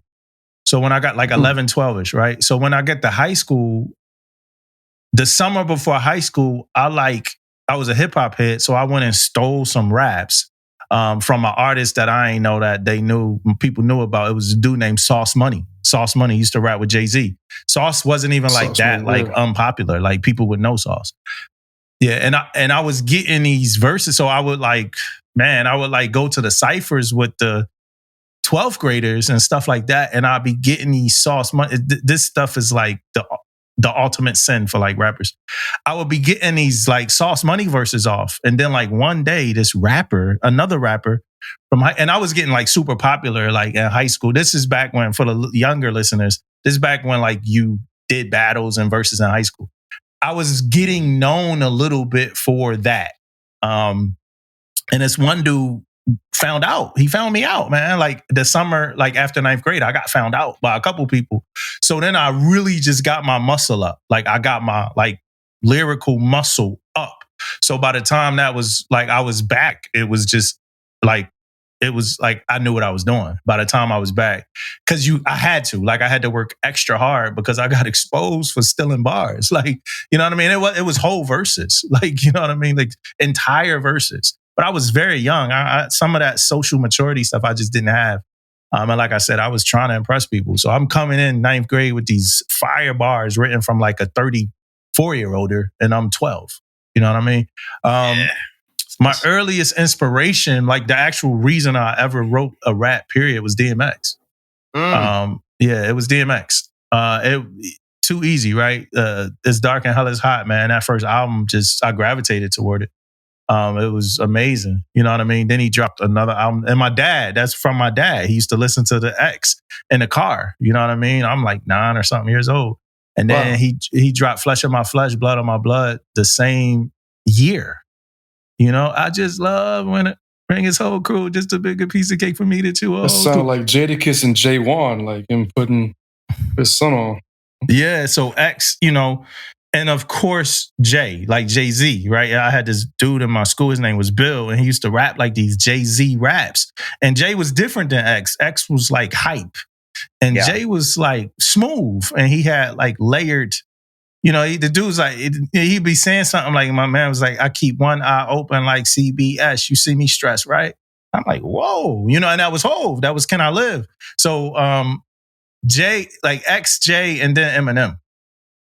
Yeah. M. Like, just like I was a M stan at one point in life. Like I was everything M. Like my heart beat fast when the 8 Mile trailer came out. When I heard his palms are sweaty, knees weak, arms are heavy. I was like, yo, he is. It was like it's vomit on his sweater already. Mom's spaghetti. He's nervous, but on the surface, I was like, he's killing this, yo. Yeah. And it did the same thing for The Way I Am too. I'm so the I am whatever you say, because the way he was rapping. I never heard people rap like that and have that cadence and be that intricate lyrically. I never heard it like that to a Dr. Dre beat too. Like, so it was Eminem. I studied Eminem, and not just the pattern that he rapped. I also studied how he structured his albums. Like I could bet what was going to be number 13, what was going to be number 10, what was going to be number 11. Like I studied like how to format albums. You know, and that started with like, you know, you go to Eminem, but then you go back to like Ice Cube. Ice Cube was a formatting genius. You know what I mean? So yeah. Yeah, that's crazy, man. Yeah, I had to cut myself off because I could go in about this. Yeah, man. Hey, don't go. So as an artist, as a rapper, and look, I didn't heard some of your shit, so that's kind of how I wanted to get into this stuff, man, because people think, oh, he's in the military. No, Damo can spit, right? So what is one of your biggest moments, man, as an artist? What is that moment? Like where was that, what you was doing, that moment you said, man, this is my moment right here? I mean, I think ego and a bunch of other things cut a lot of stuff short. So I would say like, I don't know that I ever had a moment that I could fully say was the moment, but I remember me and my who I would call my cousin, we had a performance, you know, somewhere, and I like, me and him was working on an album together. It was like R&B and rap, and I thought it was pretty good music at the time, and we did a performance. We had I can't even name the song because it was vulgar, but it was about like Philly girls. I know something nobody knows when it comes down to these PA, but you can't. It was bad, Jay. But yeah, that's the time. Then you can't do that now. Yeah, but it was it was dope, and it was fun, and I loved it. That one, and then like reading comments about myself from other people when I did release music, like that was always good. Okay. So, do you miss that shit? I'll be honest with you. It's hard to say, bro. It's hard to say. So, you know, eventually I fell in love with like movies and stuff. So, you get kind of like, so then I get that I'm just in love with just creative arts, right? So I miss being able to do it at a high, I miss being able to do it at a high level very fast. It got to a point where I was able to do it super fast, frequently at a high level. Like I was writing like 3 songs a night. You know what I mean? Now, if I even tried to write anything, it's going to take me a long time. Like I'm super critical about everything. Don't nothing come out right. Boom. I miss like the ability to create rapidly. And some of the moments, like having my own music to listen to, I miss that too. I listen to a lot of music now, and I'm not impressed by like the rap part of it. Like me and my boy was talk about Wale, and Wale is nice. He's one of the best that's there right now, but like I'm not that impressed by what Wale would be doing or whatever like Just that. uninspired to you? What? No, not Wale. Like that shit is great. Well, I It's mean, amazing. some of the contemporary artists, like you have now artists here. So you're going back to like 98 Hove and the DMX. They had a certain like oomph and passion behind their lyrics and how they put their albums together. Now, I don't know. To me, I guess it seems like cats just put out this formulaic type of music. I give you one. Like I give you one. Like when Drake and Kendrick was beefing, right? Drake was rapping better than Kendrick. His skill set that he was presenting, in my opinion, as somebody that's put a pen to a piece of paper, the skill set was better than Kendrick, bar for bar, right? Kendrick, except for like one track, but that's the track that I think most people don't like. That's the 616 and LA joint, the joint, that joint. I think Kendrick was killing that Off-White Sunseeker. I like whatever he did there was crazy. But for the most part, I think Drake like steadily just had better, rapping. But I think Kendrick had better moments and like better angles and a better overall performance than Drake. And I'm bringing that up because like GNX, like when I heard GNX, it wasn't a lot on GNX that made me like as somebody that like put pen to paper. It wasn't a lot that made me be like, damn, he said that. Like, damn, that was nice. Like it wasn't a lot there, but I know Kendrick is the kind of artist that chooses like substance over style, so he cares more about like, I knew that when he came out and I heard Rigor Mortis, but then he had like a song like Bitch Don't Kill My Vibe. And I'm like, this ain't the dude that could do the rigor mortis thing. So I learned a lot from watching Kendrick do that too. Vice, me listening to Pusha and Malice, and like at least 2 times a verse, like, damn, he said that? Like hand 3 and 9 on the wheel, like dum diddy, like just it was just different, So I don't know that it's uninspired. I just think the bar is lower. Like I listen to Rock Marciano, and I'm impressed by almost everything he says. But he could rap at a high level. He's just not famous. But the bar's level when it comes to like nice rappers used to be famous. Now it's just 3. Maybe a little bit, but it's just J. Cole, Drake, and Kendrick. What every now and then Wale pop in or Big Sean will pop in. Or Big Crit. But yeah. Throw the big crit in there. Yeah, I'm with you. So hey, we gonna do a little pivot right from rapping to the military. But before I do that, man, I want to ask you, hey, command, the Navy come out and say, hey, we finna have a command cipher. Mm-hmm. Or you win, Damo. Or you win.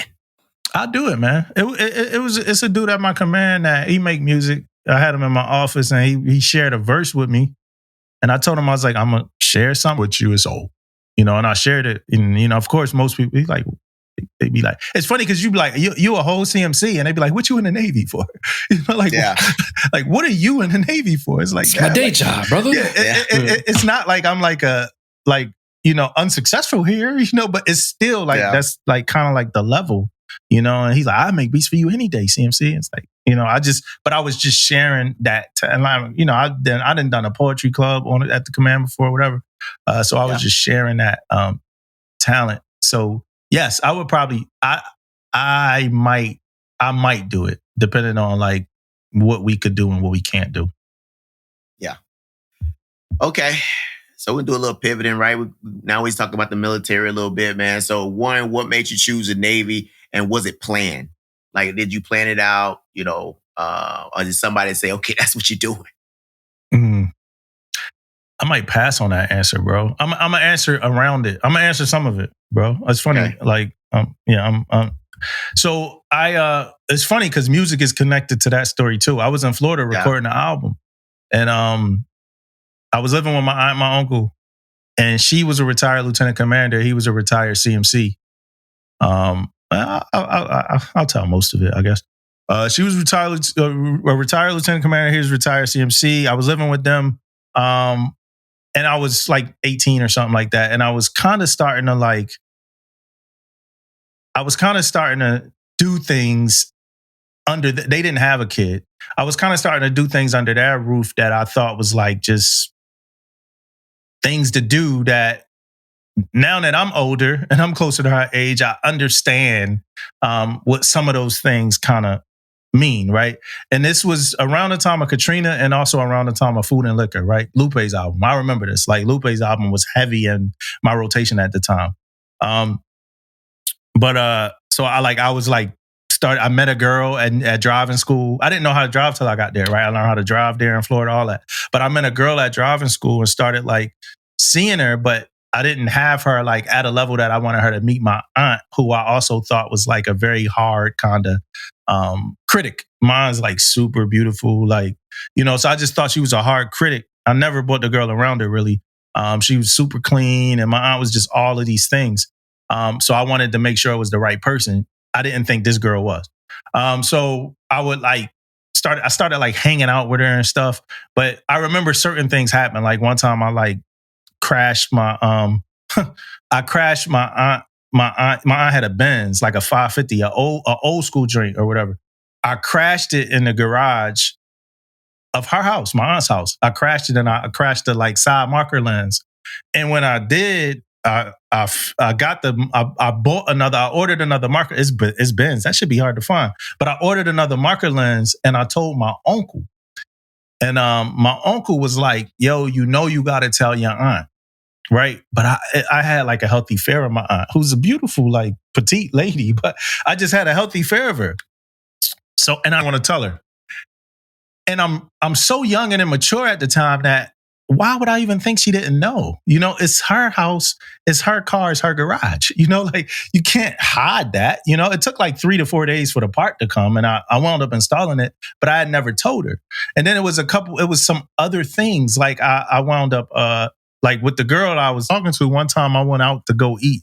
I told my aunt, I was like, I'm gonna go grab some food. I went to grab the food, but then I spun to old girl crib and was hanging out with her for a little bit. At that age, at like 18, when I got home, I got back to my aunt's house, and my aunt was like, it's like the old movie joint. My aunt, like in the dark, like where was you at? You know what I mean? Like just chilling. She just chilling, but she like, yo, where were you? And I'm like, I went out to go get some food. She was like, you said you were doing that, but you was going for. I was like, I did something else after. Like it's no big deal. And this was the first time I ever like kind of got snappy with her. But some other stuff was happening too. I'm like, yo, it's no big deal. Like I just did some stuff after. And then honestly, like as a 30. My birthday tomorrow, right? So as a 39-year-old, I realized that it was some issues with that. Like your safety, your well-being. She's worried, boom, boom, boom. I'm in her car. It's her car. Like she was like, yo, that's my car insurance. And here I go thinking it ain't a big deal, but I wasn't on that car insurance. So just a whole bunch of stuff like that where now I'm old enough, I understand what that car insurance shit, mean. All that coupled with, it was this last thing that happened where my uncle came and talked to me. He came in the room on some like, man, I remember this, like he came in the room like on some man type. Yo, Damo, I need to talk to you. And it was something about me saying that I forgot the story, but it was like me having an issue with being there or something. And somehow my mom and my grandma was looped up in this story or something. They ran into each other on the bus. I don't know what the story was. I guess I said something to my mom, or my mom talked to my grandma. She probably innocently repeated it. My grandma probably not innocently repeated it to my aunt, who then told my uncle. My uncle felt like he had to holler at me, right? So he came to talk to me. Now I was working as an electrician at that time too. So all of those things, right? And I'm gonna actually tell this story. So all of those things kind of coming together. At one point, my uncle came and talked to me. And now, mind you, especially if my aunt listening, I was 18 years old. Like, my frame of mind and thinking just wasn't right? So I'm just repeating the story. So my uncle came and talked to me once because Christmas was coming up, right? And people were going to come to visit. And he was pushing for me to get an apartment, right? Which was okay. I'm 18. They never had no kid. Like, they never had a kid in their house. They probably getting tired of me being there. It was another conversation about just me not keeping my room as clean. And my aunt's like really fucking clean. I thought I was keeping shit clean, but so he came to talk to me about like getting an apartment. And like, I didn't have credit. So it was different conversations about that. And I felt like I probably could have gotten the apartment. So, but me as a young 18-year-old, I'm like, damn, I only got family visiting for Christmas, but you telling me to get a whole apartment? Like, you want, like, just for them to come visit, you want me out, So I kind of was catching the tea leaves there. And that was my thoughts again as a 18-year-old kid, And they probably was having like bedroom conversations like, yo, it's time for him to, step up and be a man. You know what I mean? Like, whatever, like, he out his mama's house now, type stuff. But, I'm like, man, they don't want me here, and it was only my dad coming. Like, it wasn't like nobody that to me was like super special that I got to move all the way out for, So I'm taking all that in. And one day, a series of like me being a dumbass, I get a ticket. I get a traffic ticket. And what I mean by a series of me being a dumbass, it was like this 2-lane that turned into a 1-lane. It's dark in Jacksonville. I'm on my way to work in the morning in my aunt's Benz. Driving to work in my aunt Benz is just crazy in itself. And the 2-lane turned into the 1-lane. And every time I let people go, I always let people people would come last minute and merge in front of me right before it turned into the 1-lane. This day I wasn't having it. So I zoomed up on their ass and I'm like, you ain't about to take me, because then they always get into the single lane and drive slow.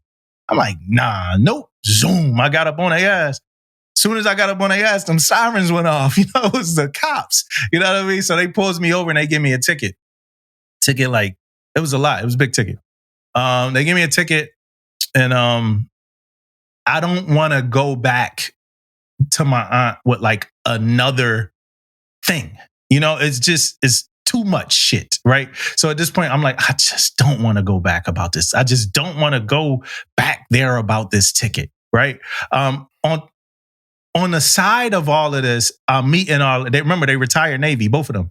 So on the side of all this, I'm meeting all their friends. They old retired chiefs, CMCs, senior chiefs, officers, whatever. They all got Benzes. All of them got Benzes, BMW, all that. So on the side of this, I'm meeting all of them and becoming like an understudy for them, like a young, remember these the OGs that's like always, we talked about them in a couple episodes ago, the OGs that's always looking out. So I'm meeting them, they taking care of me, boom, boom, boom. So now I go to work and I'm like, I am not going home and telling my aunt about this ticket. Like, all of that stuff was happening at once. The car thing, the staying out thing, like all of that shit was happening. My uncle coming in the room, shit, all that was happening at the same time. So I wasn't going to say nothing about the ticket. So instead I was saying like, hey, I'm going to go to the Marines. You know what I mean? I'm going to join the Marines. That's what I wanted to go. The Marines, man. That's what I wanted to go there and say. And my initial plan was to like go. My initial plan was just to leave Jacksonville. It was to go get recruited, go on like DEP and leave Jacksonville. And then in my 18-year-old head, it was like if I was leaving to go to the military, I wasn't leaving because I lost, was defeated, or failed. I was leaving to go to the military. Then when I got back home, right? When I got back home, I wasn't going to go. I was just going to make music and, do my thing. And I never told my aunt about the ticket. When I got home, I was working at a fucking temp agency and I was on DEP. So when I initially got home, I tried to join by the way, the same day that I joined the Navy is the same day I found out that I got accepted to the apprenticeship to be an electrician. It was the same day. And because I interviewed for the apprenticeship and they loved me over there as an electrician. So same day. So I gets home now and I try to join a union in Philly. I'm like, yo, I was a part of IBEW. The union was like, okay, good news. We all want you here type shit. Right. So, and this almost the end of the story. My aunt, somehow they send the ticket in the mail. I guess I missed, I didn't get the payment right or something like that. So they send the ticket in the mail. So my aunt, when I left Florida, they threw me a going away party and like all this shit. Like I was leaving and joining the Navy. Oh, the way how it got to be the Navy from the Marines was I talked to my dad. At the time, we were still doing like Operation Enduring Freedom and all that shit. And my dad was like, his recommendation was like, don't be a Marine. Right? That's what he said. Right? Yeah. So I was like, okay, I'll go to the Navy. My dad was in the Navy too. He ain't last too long.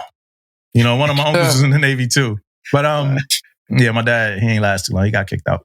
But so I went to the Navy. And I was like, I'm gonna go to the Navy. So now all my aunt and their Navy friends and all of them, they like threw me a party. Like I think it was like a t-shirt made and all types of, it was dope. Like it was like, yo, he going to the Navy, boom, boom, boom. So then like a couple weeks later now, I get some mail from my aunt and it's the damn ticket with like a message in there like, yo, you wasn't like man enough to tell me about this, and that was like the theme of, that was like the overall theme of my last few days, like my last few months in Florida anyway, was like, be a man, be a fucking man, So then, right, and this all me and my dumbass 18-year-old mind. So then I'm like, I can't now not go to the Navy because then she gonna know that the only reason why I did all that was to leave. So I was like, I'm gonna just go to the Navy. And that's what got me in the Navy. Wow. That's, when I thought about this question, Dumbo, a lot, right? Because I wanted to ask it more because you're a gift to rap, though. You know what I mean? Like, I want you to think like you was leaving. Were you thinking you was leaving something behind? You know what I mean? That's why I was. Yeah, I was. I had a whole album recorded. Yeah. So my silver lining was to join the Navy to then create music. It was like, I'm going to join and then I'm going to open up a studio and I'm going to get out. I had got signing bonuses, all that stuff. So it was like, again, like I said, it was like when I was at my aunt and my uncle's house, it was like a downward spiral until I said I was joining the Navy. And then shit went back up. Like they was proud, happy, like life was great again for the couple weeks that I was there, left. So my uncle kind of put me on game. He put me on, he was a CMC. He put me on game. You know what I mean? So I got money when I joined. I got the job I wanted. Like boom. So it was like, all right, I'm gonna do this. I'm gonna record music and, I'm gonna get out. Some shit happened between like my bonus and the music though. That was also pretty interesting. You want to talk about it? I can. For the sake, for the listeners, some of this stuff is crazy stuff, but it's for the sake of the conversation. So I was recording somewhere in Virginia Beach. I used to so as soon as I got to Norfolk, I had a friend that went to Hampton University. He was also a rapper. Like we kind of went to high school together. He was making music, making mixtapes, stuff like that. So he had connections. So he had this dude we used to go record with. So you be kind of waiting on your bonus. You know what I mean? So my bonus came in and it was half of it, and then they would do increments through the years. And I'm happy it was like that because I was young, dumb, and I wasted most of my bonus on like Ed Hardy and like really, really dumb shit. Like I remember buying a hat like this. It was $550. 550 when Kanye and them came out with those snakeskin hats and all that. That shit was $550. I bought one of them. Ed Hardy down to the socks and all that. So then it got to a point where I was like, all right, I need to be responsible with my money. So I paid the studio like a bulk of money to like just be able to record. I think it was like $2,500, something like that, just to be able to just record music.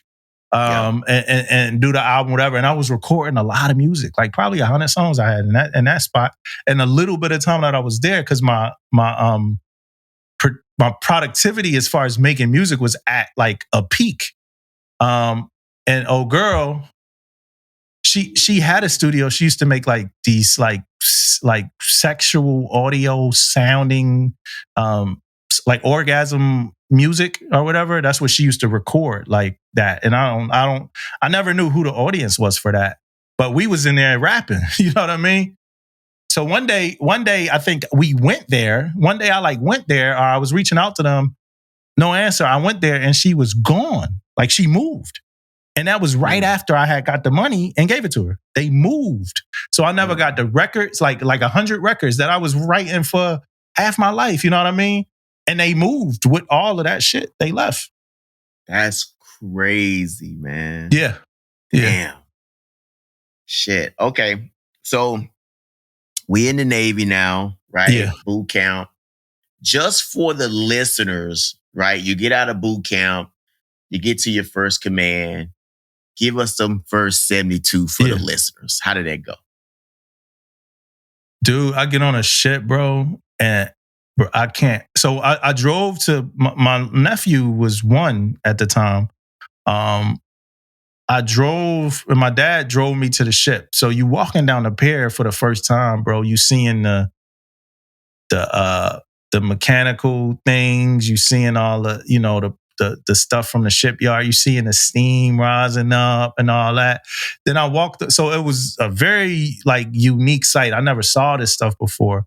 So then I walked onto the ship, and the ship, when you first walk on a ship for the very first time, it's a unique smell to it. Or maybe when you walk on it for the first time in a while, a ship has a very unique smell.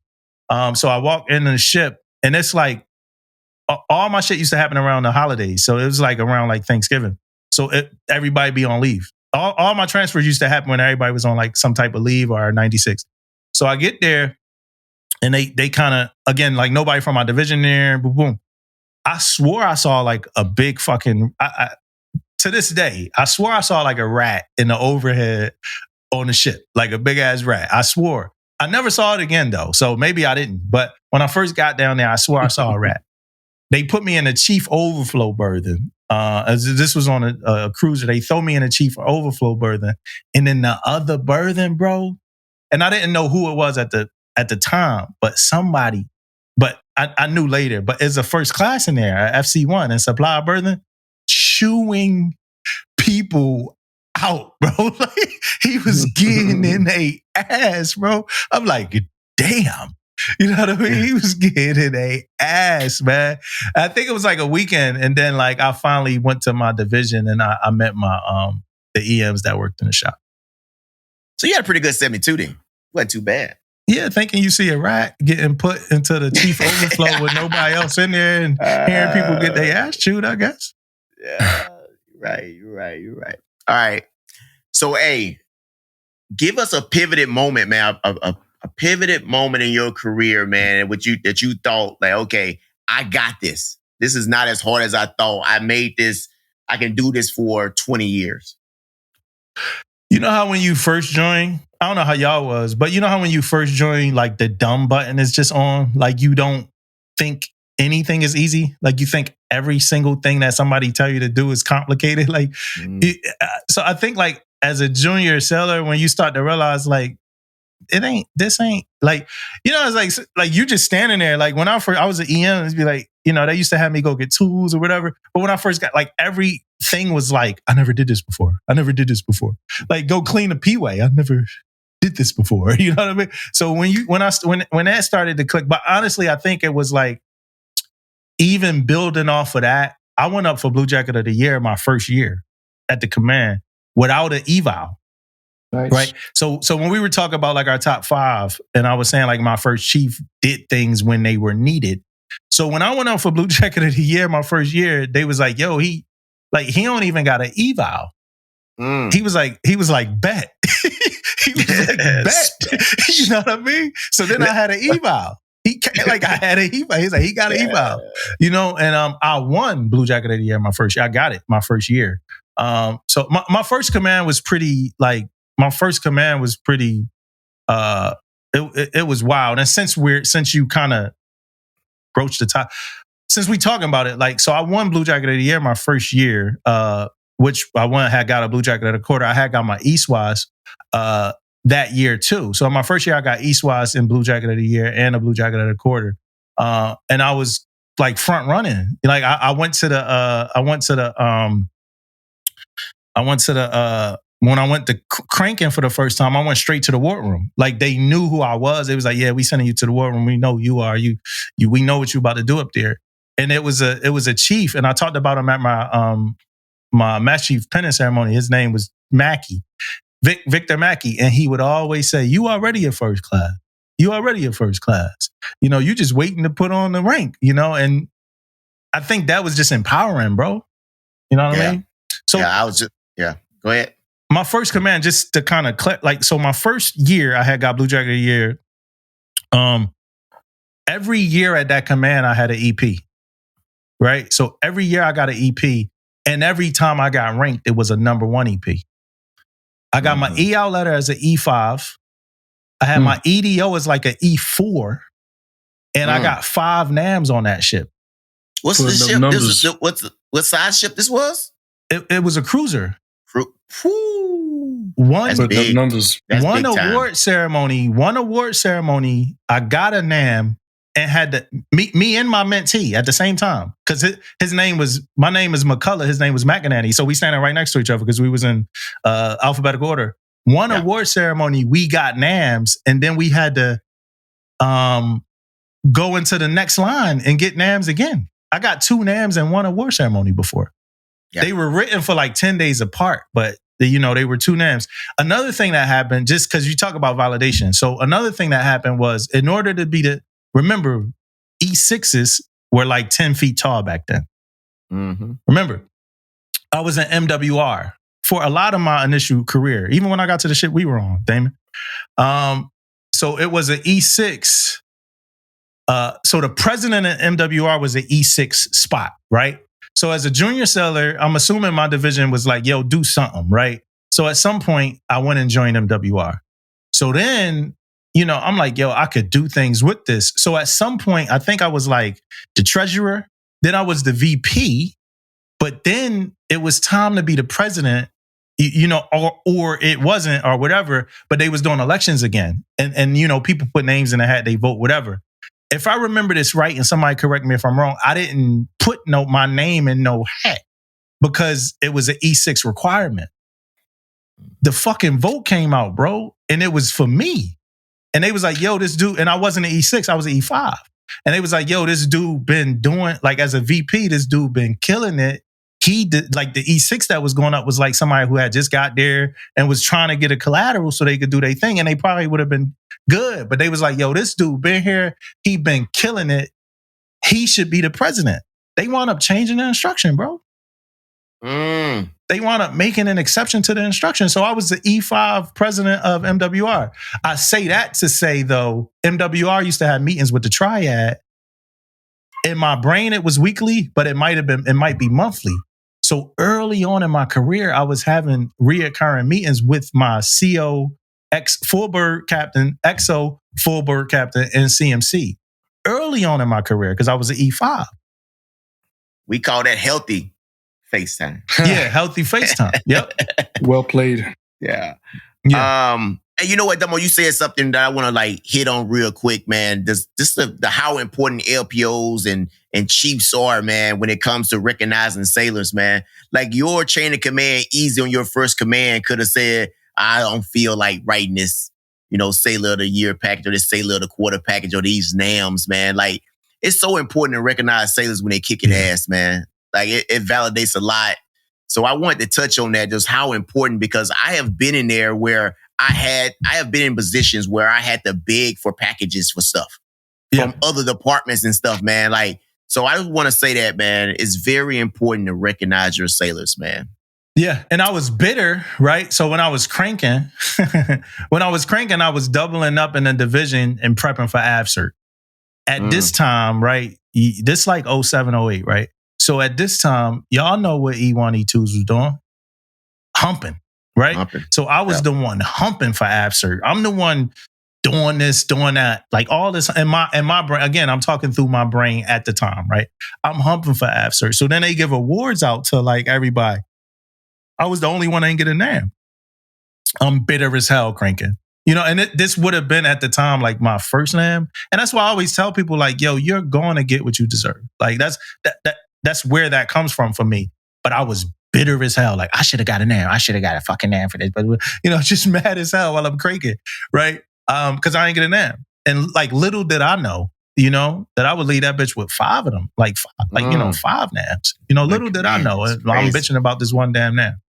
I would have thought you was a recruiter. You told me you got 1 command, 5 NAMs. Man, the early recruiters should be getting it in, boy. Yeah, 5 NAMs. Hey, man, I've been 10 years in, boy. Yeah. So Damo, so we know you've been doing it at a high level, man. You 18 years command Massachusetts, so we know, you know, you've been doing it the right way for a long time. So my next question for you is, when it comes, what was one of the hardest leadership lessons that you had to learn the hard way?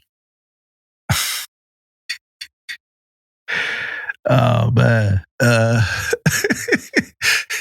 you know, we've been wilding. You know, people been wilding a little bit. You know what I mean? You gotta be careful. Giving you haymakers, man. You gotta be careful. I think it was that some of the principles that we brought up with. I feel like this about to be a fucking jewel, I guess. Some of the principles that we grew up with don't really intersect well with the Navy. I remember it was a situation. Now I'm gonna try to make this a shorter story than the last few, but it was a situation where, and I learned it. I learned the same lesson more than once, but it was a situation where division, couple people in trouble, whatever, and me either being like trying to like help them or speak. So it was a situation I was going through. I'll give kind of this. So 2 things happened at this command. One was this dude and his girl got into a fight, and like they was in the barracks, and I went to the barracks as I was a young first class. I went to the barracks and I broke up the fight, right? And I told them chill, boom, boom, boom, and I thought I had it handled, good to go. They get into another fight or like an argument, whatever, boom, boom, boom. And then it comes out in that second fight that, hey, EM1 knew about the first joint, like somehow. So then people come talk to me like, yo, what was you trying to be? I'm like, I thought I had it handled. They like, yo, you can't be. And remember, I was a young first class. Like I was a young first class. I made it in like my 5th year or something like that. And they was like, yo, you can't do that. Like you can't be the senior person with the secret. And at that very same command, it was a thing where I say like the principles don't align. It was a thing where like a couple people got in trouble. And in order for them to like soften the blow of them being in trouble, they started blaming the program or the system or like the lack of training, whatever like that. Since I was the LPO, all of that shit, the program, the system, and the lack of training, if they would have blamed it for like their tag out violations, they was blaming me. You know what I mean? So they was putting it on me, you know? And I'm like, damn, these ain't the same rules as Philly. You know what I mean? These ain't Philly rules, you know? So then for me, it was like, well, what rules am I going to like kind of like abide by here? Am I about to like let these dudes just make me the fall guy for decisions that they were supposed to make? You know, and Mick Pond Smith was my CMC at the time. And he, you know, he said something to me I'll never forget. And I ain't going to repeat it on here because I wasn't too happy when he said it. But he said something to me I'll never forget. And now I finally understand what he meant, and don't mind it now, but I'm still not going to repeat it. And that changed my perspective on what I would do in that scenario. And I changed what I did in that scenario. So that was pivotal for me. Yeah. Yes. So just be clear, you had Sue Whitman as a CMC and you had Mike Stevens as CMC. No, Smith. Russ. Smith. Oh, Russ Smith. That's right. Yeah, Russ Smith. Yeah. Crazy, right? That's wow. Crazy, ain't it? It's wild, man. Okay, so let's talk about sailors a little bit, man. Right? So what about sailors that keep you showing up, Damo? I think it's just the give back joint. Like, so I think it was my first. Shout out to my man Lamar Carpenter. I know somebody listening that know Lamar or whatever. It has to be at this point. But he was. I would say Lamar was my first like mentee by nature. You know, I think Mac McInerney might have been second, or just by like programmatically, or he just, you know, he picked me to be his mentor, but he was my guy. Me and Mikey did a bunch of crazy stuff together too.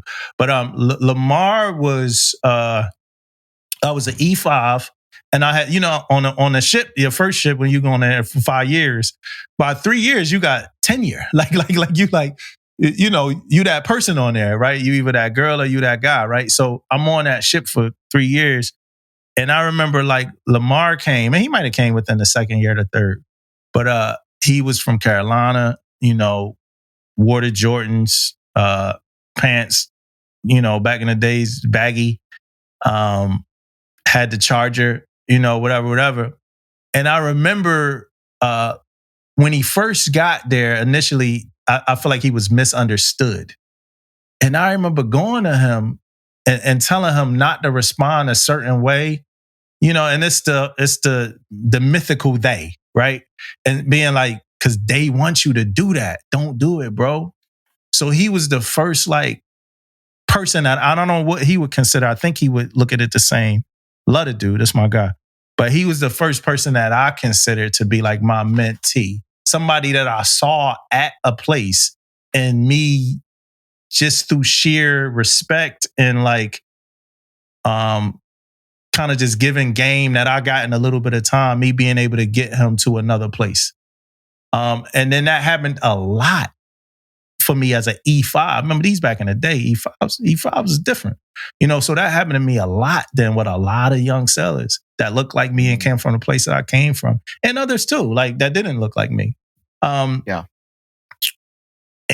So seeing that, right, I think that's what keeps me going or kept me going. And now, Damon, it's commands.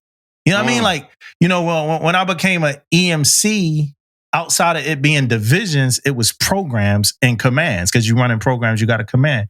Now, as a CMC, it's commands, like seeing the difference that a whole command kind of makes from, you know, influence.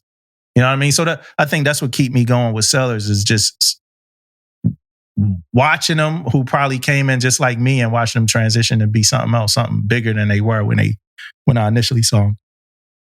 Yeah. So back to the junior sailor thing. Well, I got another question for the junior sailors on this one. Is what do you think? What do you wish more junior sailors understood about senior enlisted? Let me think for a second. That's a haymaker question again. Yeah, I'm throwing them, man. Yeah. What do I wish more junior sailors understood about senior enlisted? That's a crazy question, because it's a turn the nose on the other flip the coin kind of question. Because some of it is, to my point, to my thought, like at the fault of us. But yeah, I think like I think like I think for them to know that we've been through everything we've been through.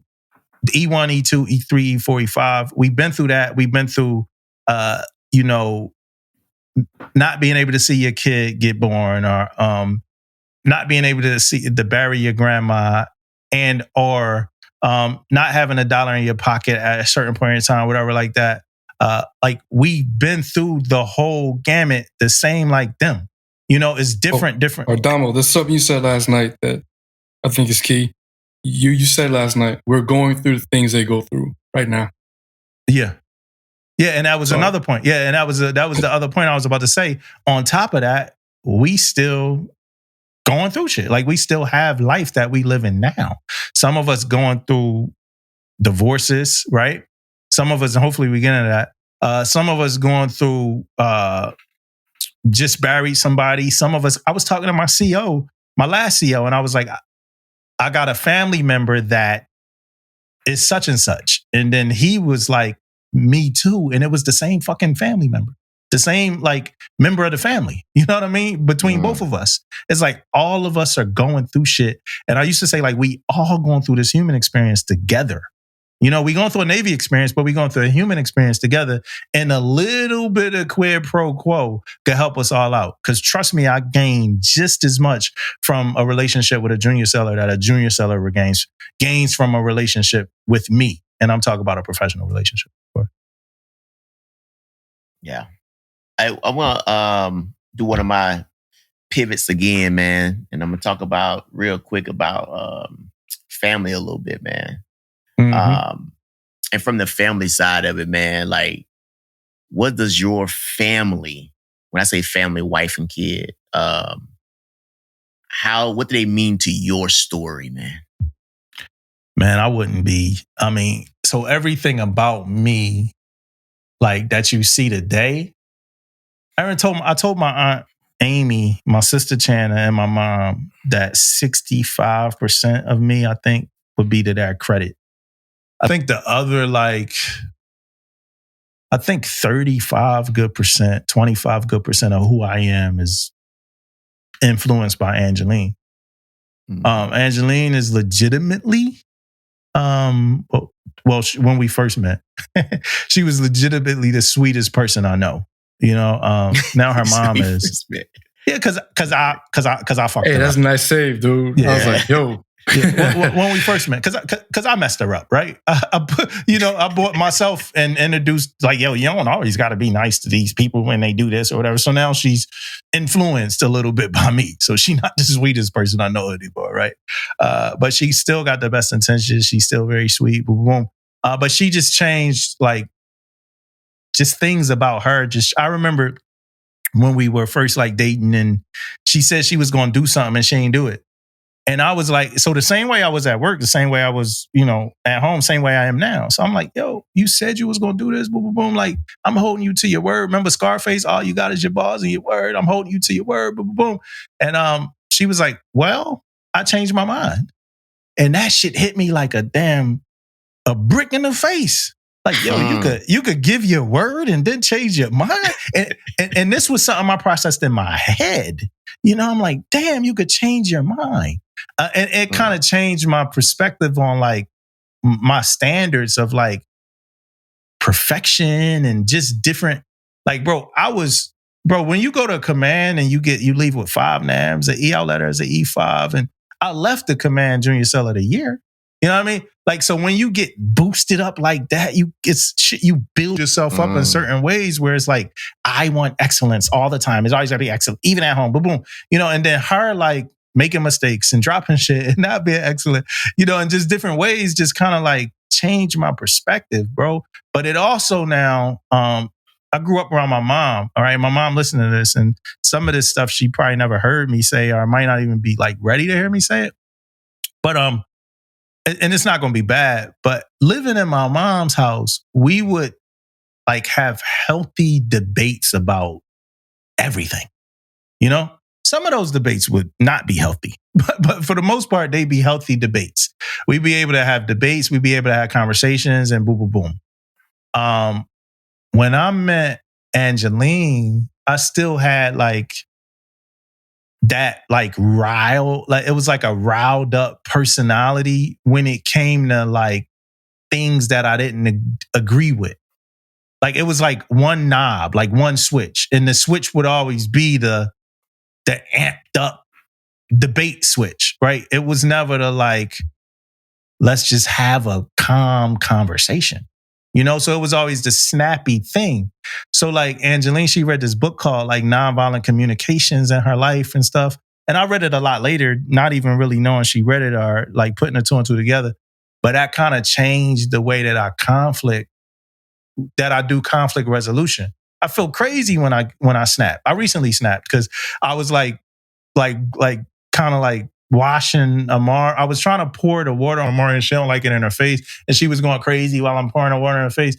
Cause I'm trying to get her like used to like getting her face rinsed off without me doing it with her hand, and she was going crazy. And then Angeline came in like, yo, are you waterboarding her? And I got mad. Yo, I snapped. I was like, yo, don't ever, like, don't accuse me. And she like, and I immediately apologized. I'm like, because her response, of course, the women, the way they respond. When you get hyped like that, they respond in a way that it's like, like, who are you? Like, and he be like, yeah, who am I? But I immediately like, I apologized to her like 4 times straight and just like, why did I? Because it's been a long time, But yeah, so she helped me a lot when it came to that. But that also now reflects on like work and like, people always talk about like what keeping it real is and all that, but the way that affected me on work is like, yeah, keep it real, but find a good way to package your conversation.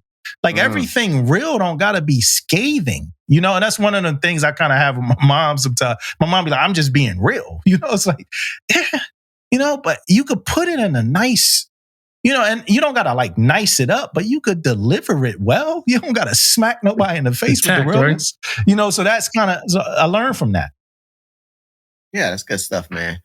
So I can't get past, talking about family. Don't talk about Amari, right? Yeah. So So my next question for you, Megan, what is one message you hope, that Amari carries from watching your journey? Do what you want to do. Do what you want. Don't live life confined by, well, one, don't sweat things that you can't control, but also like if your heart is not content, make the decision to get up out of that. Whatever it is, like do what you want. I sit there. That's like me and Angeline's biggest like kind of conflict right now, and it's like husband and wife raising a 2-year-old. Is I tell her do what you want more. She's the mom, so she. In my viewpoint, she looks a lot more confined than I do. You know what I mean? Like, but it's like some of these things, like you don't have to do the dishes tonight. You don't have to. Like, just leave them for the night. Like, you don't have to work all night for every moment. And then when you finally sit down, you just pass out tired. Be like me.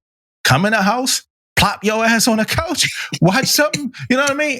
And I don't do that all the time, but it's our choice. Like, I woke up at 2:00 this morning, right?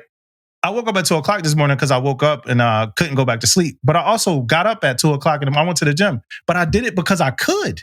Like, it's no rules telling me that I have to stay in bed till 6.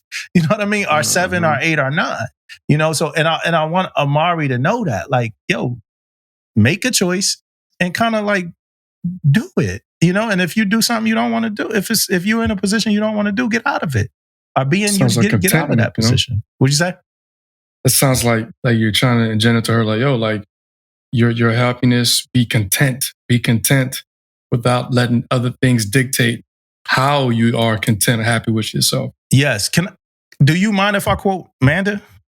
Yeah, Aaron? Go ahead. She in one of her podcasts, she said, yo, I have to put myself first.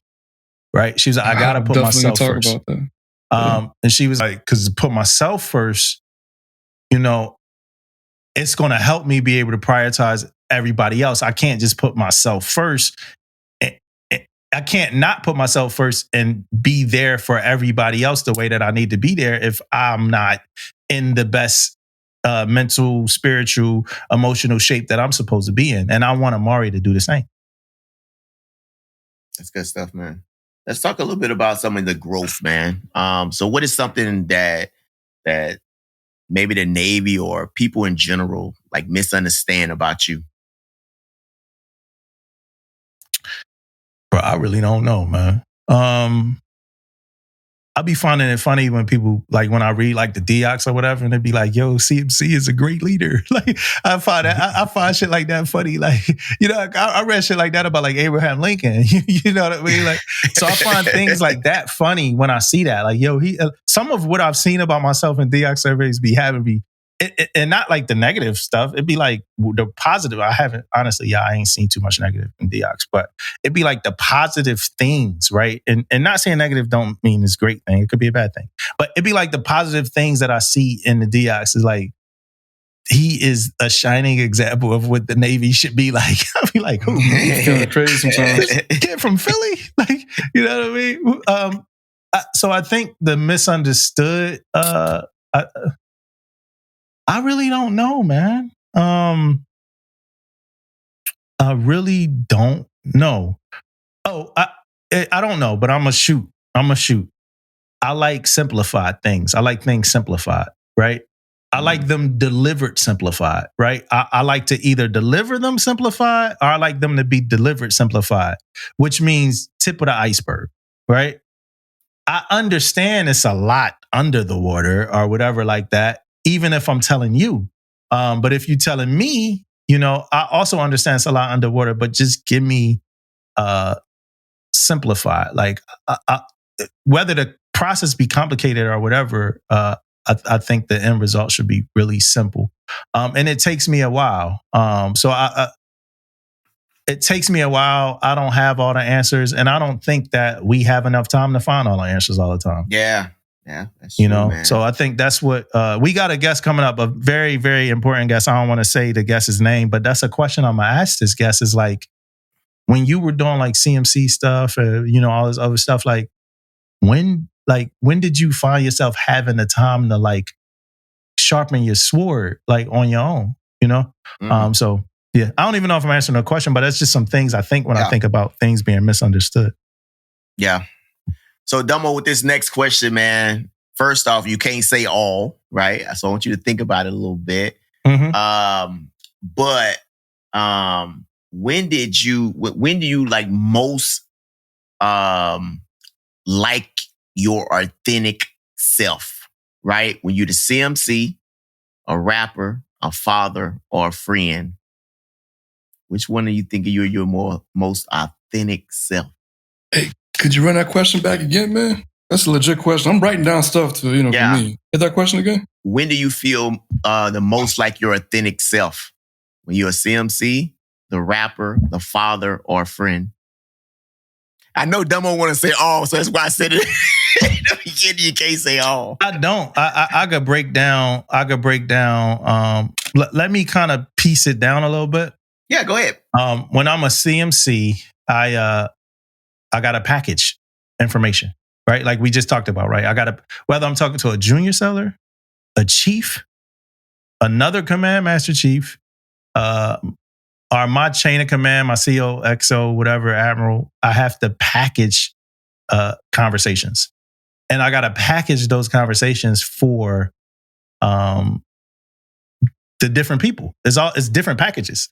I'm not going to have the same conversation with my junior seller that I have with my chief. So I'm not going to say that makes me inauthentic, but I'm going to say like, if it's a measuring stick, it might be one that beats that out. As a rapper, you got to make words rhyme, right? So in order to make words rhyme, you got to manipulate thoughts and figure out, you got to fold thoughts to rhyme with certain shit. So some things could be fabricated, right? Because you have to make words rhyme. That's like, for me, that's a part of rapping. Like, there's rappers like Jeezy that might not have fabricated much, but like, they don't rhyme that much either. You know what I mean? Like, so you got to make words rhyme. So that would kind of not be there. The father thing, I think, is shielded as well, because it's certain things that you want to like give to your kids packaged, right? Like it's certain things you want, it's certain principles I want you don't want to do something in front of the kid, but we at a point where it's like certain shows we can't watch in front of her. You know what I mean? So I think honestly, a friend. I think a friend. I mean, you could have threw a podcast in her for. At this point, we 5 years deep. And I think people get a lot of, I would say a friend, because we fold a lot for the pod. We don't say a lot on the podcast. We kind of, it's things we can't say. But I think it's the friend. I think it's the friend, and I think it's to my friend. Like my friends know. You know. Good stuff. You didn't say a husband, did you? No, I didn't say husband. Okay. I didn't say it. Okay. Yeah, because I would say that's looped into friends. Like Angelina's my best friend. Yeah. I kind of left a couple of them out of there because I kind of know the answers to them. You know what I mean? So Okay. So think about the podcast real quick, man. So from you, what do you hope sailors, people in general, get from permission to speak freely? Permission to think freely? No. No, I'm answering. Yeah, I got you. I say it all the time, man. Our podcast is an exercise of thought. We juggling thoughts, man. We could be wrong. You know, we don't want to always be right. I don't want to always be refined in the conversation and delivery or nothing like that, right? I want to be human. So I think that, but the secondary thing, bro, now is like, if you've been listening to this podcast for 5 years, right? And I'm speaking solely on me, right? Not the podcast right now, just me on a podcast. If you've been listening to this podcast for 5 years, you came into this podcast listening to an EMC going through NServe on a DDG. 5 years ago, you was listening to an EMC going through NServe on a DDG. That was the biggest thing on my mind at the time, right?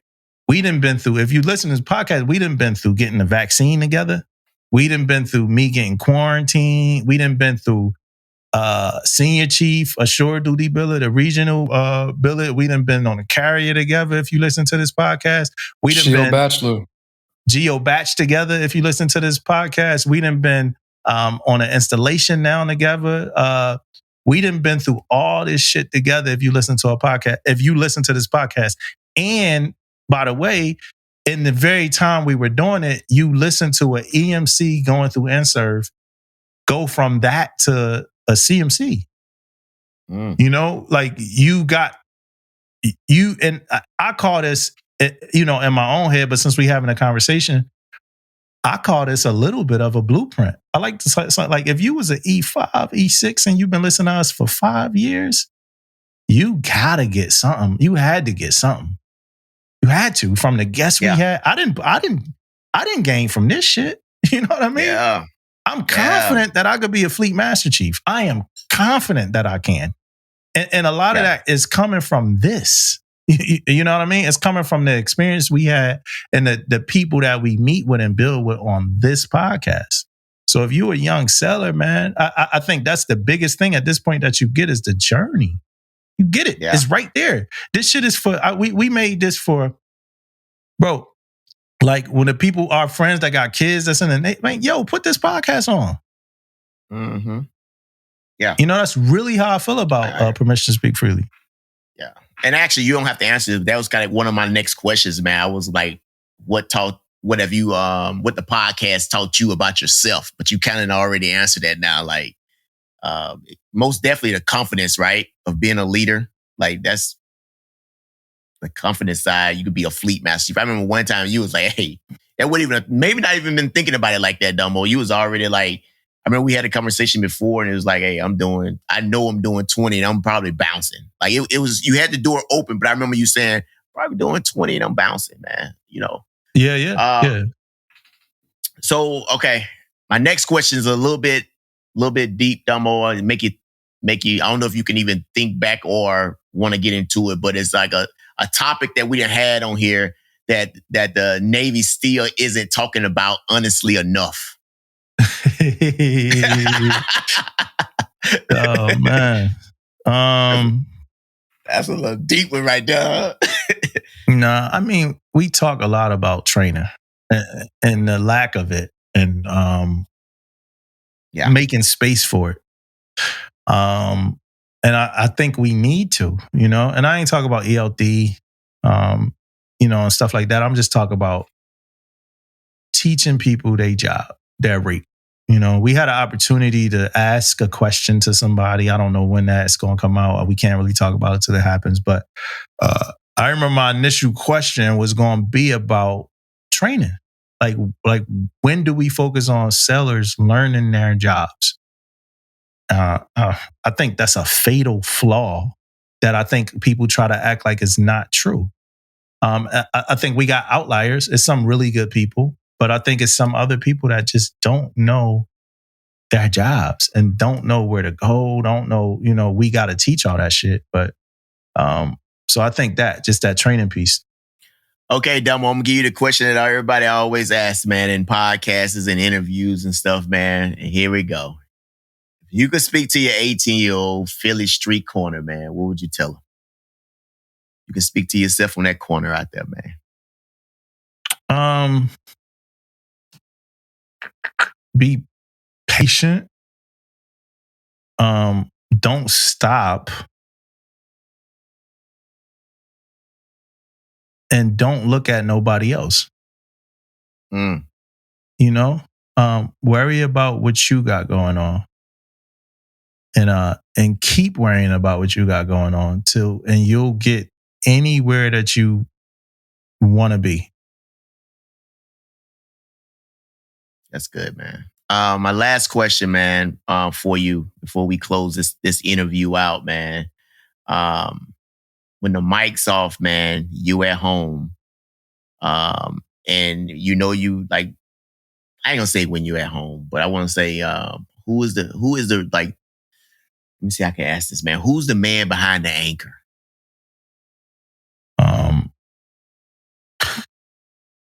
That's a wild question. That's like.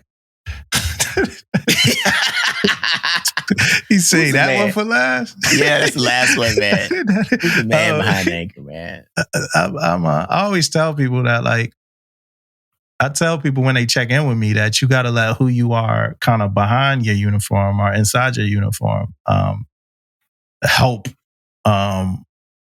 with who you are. So, like, who you are in yourself kind of reflect in who you are in your uniform, right? I think who I am, period, right? I'm a creative. Me being a creative reflected who I am in my uniform. I made music my whole life. Me making music, me being in the movies. Movies was my education to the world, Like, all of that shit reflects who I am in the uniform. Watching the behind the scenes of the Quentin Tarantino movies somehow has an impact on who I am as a leader now. Watching sports documentaries, I don't think I'm any different. I don't think I'm any much a different person. I am. I guess the one thing where I would say is a lot different is, and we talk about a lot on the podcast, is I'm an introvert. Like, I'm not like and me being an introvert don't mean that I'm a mole. Like, I live in a cave. I kind of do though. But me being an introvert more so means that I get my energy from being alone and doing shit alone, which is hard to do when you got a 2-year-old. But so I think that's the biggest difference. I don't think it's too many people that you could ask, like in the Navy, that been around me, like if I'm an introvert, unless we were friends. But if we wasn't friends and they just saw me professionally and I was getting that FaceTime, and you could ask them if I was an introvert, they would most likely say, no, he's not. Like, he's not an introvert. He's an extrovert. He's public. He boom, boom, boom. But no, I'm definitely a fucking introvert. So yeah. I think that's probably the most misunderstood thing. All right, man. This concludes the interview, man. But I want to say this, man, before I want to do this for a while. And talk with Damo about like where he from and where he came from and how he grew up. Because it's interesting to me. Because I think of all of us in especially us three anyway, man. We just normal people, man. Right? Yeah. That care about sailors and their well-being. And people sometimes put us in a box like we came in where we at right now. And I just wanted to say that, man, because we went through a lot of the same shit a lot of you sailors are going through today. We went through that stuff, man. I just want you guys to know. And now you hear Damo's side of it and some of this stuff. And I'm sure I could have did a way better job on trying to get a lot of that information out of Damo. And in the future, I'm sure I will. But I just want you guys to hear that side, man. Yeah, no, that was dope. Like, as we kind of coming off that last question, I soak up a lot of game that I never tell people about. That's another thing. Like I observe. Like I observe and I take a lot in that I never say. And sometimes I feel bad because I just don't tell people. But I learn from everybody. Like every single thing, every single like movement that people make, I'm studying, I'm looking at them, I'm learning, I'm processing, I'm figuring it out. Even y'all, like even every time we pod, like I could sit and tell y'all like about yourselves, you know. But it's like it's also learning, like soaking in sponge type shit. I recently sent a text message to a CMC that, you know, a slightly longer one, just telling them like how much I appreciate them. I never told them before, you know, but I learned so much from them that I never told them about, you know. And I'm not like the kind of like a lot of people, they be like, yo, man, like, yo, the thing I like about you and a boo boo. I don't do that as much, but in my head, it's a lot, you know? Yeah. I'm the same way though, bro, with that. I soak up so much shit too, man. People be wondering why I mean, they think I be like, I guess we call it journaling now, you know what I mean? But I'm always, I'm on a podcast, we doing anything, bro. I'm writing shit down all the time, bro. Yeah, I always see you writing shit down. I'm in meetings and stuff. I'm always writing stuff down. Somebody can say something like, oh man, I can take that right there and twist that thing and put that stuff in Mississippi language and you know what I mean? I'm always thinking like that. Yeah, man, we got our own language now. Wow. Yeah, most definitely, man. Before we get out of here, in short, out of this Christmas and New Year, which one of these are y'all looking forward to the most? Christmas I'm looking forward to the New Year. Okay. Looking forward to the New Year.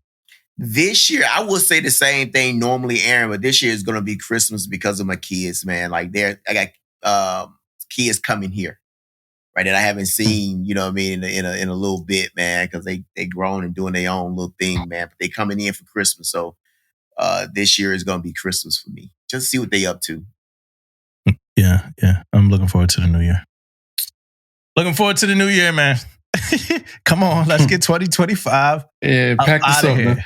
Like, hey, we got some listeners probably listening to us right now, and they probably on their first POAM period. You know, they probably on holiday stand down. Some of y'all listening to us on the ship and should be on watch or doing some shit you supposed to be doing, you know, for the job.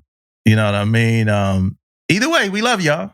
You know, we listen and we don't judge. So, me to y'all, I appreciate y'all. And this will be a little different for us. I think we are booked to do episodes for the majority of this holiday season, which is different from any other year. Unfortunately, for potential guests, we might cancel on y'all asses last minute if we want to celebrate Christmas or holidays. However, if not, you know, we going to have a good time, man. And I appreciate y'all. Hey, Damon, I appreciate that. That was a good conversation. Thank you. Yeah, man. No problem, man. Hey, we up out of here, man. Hey, Mississippi, stand up.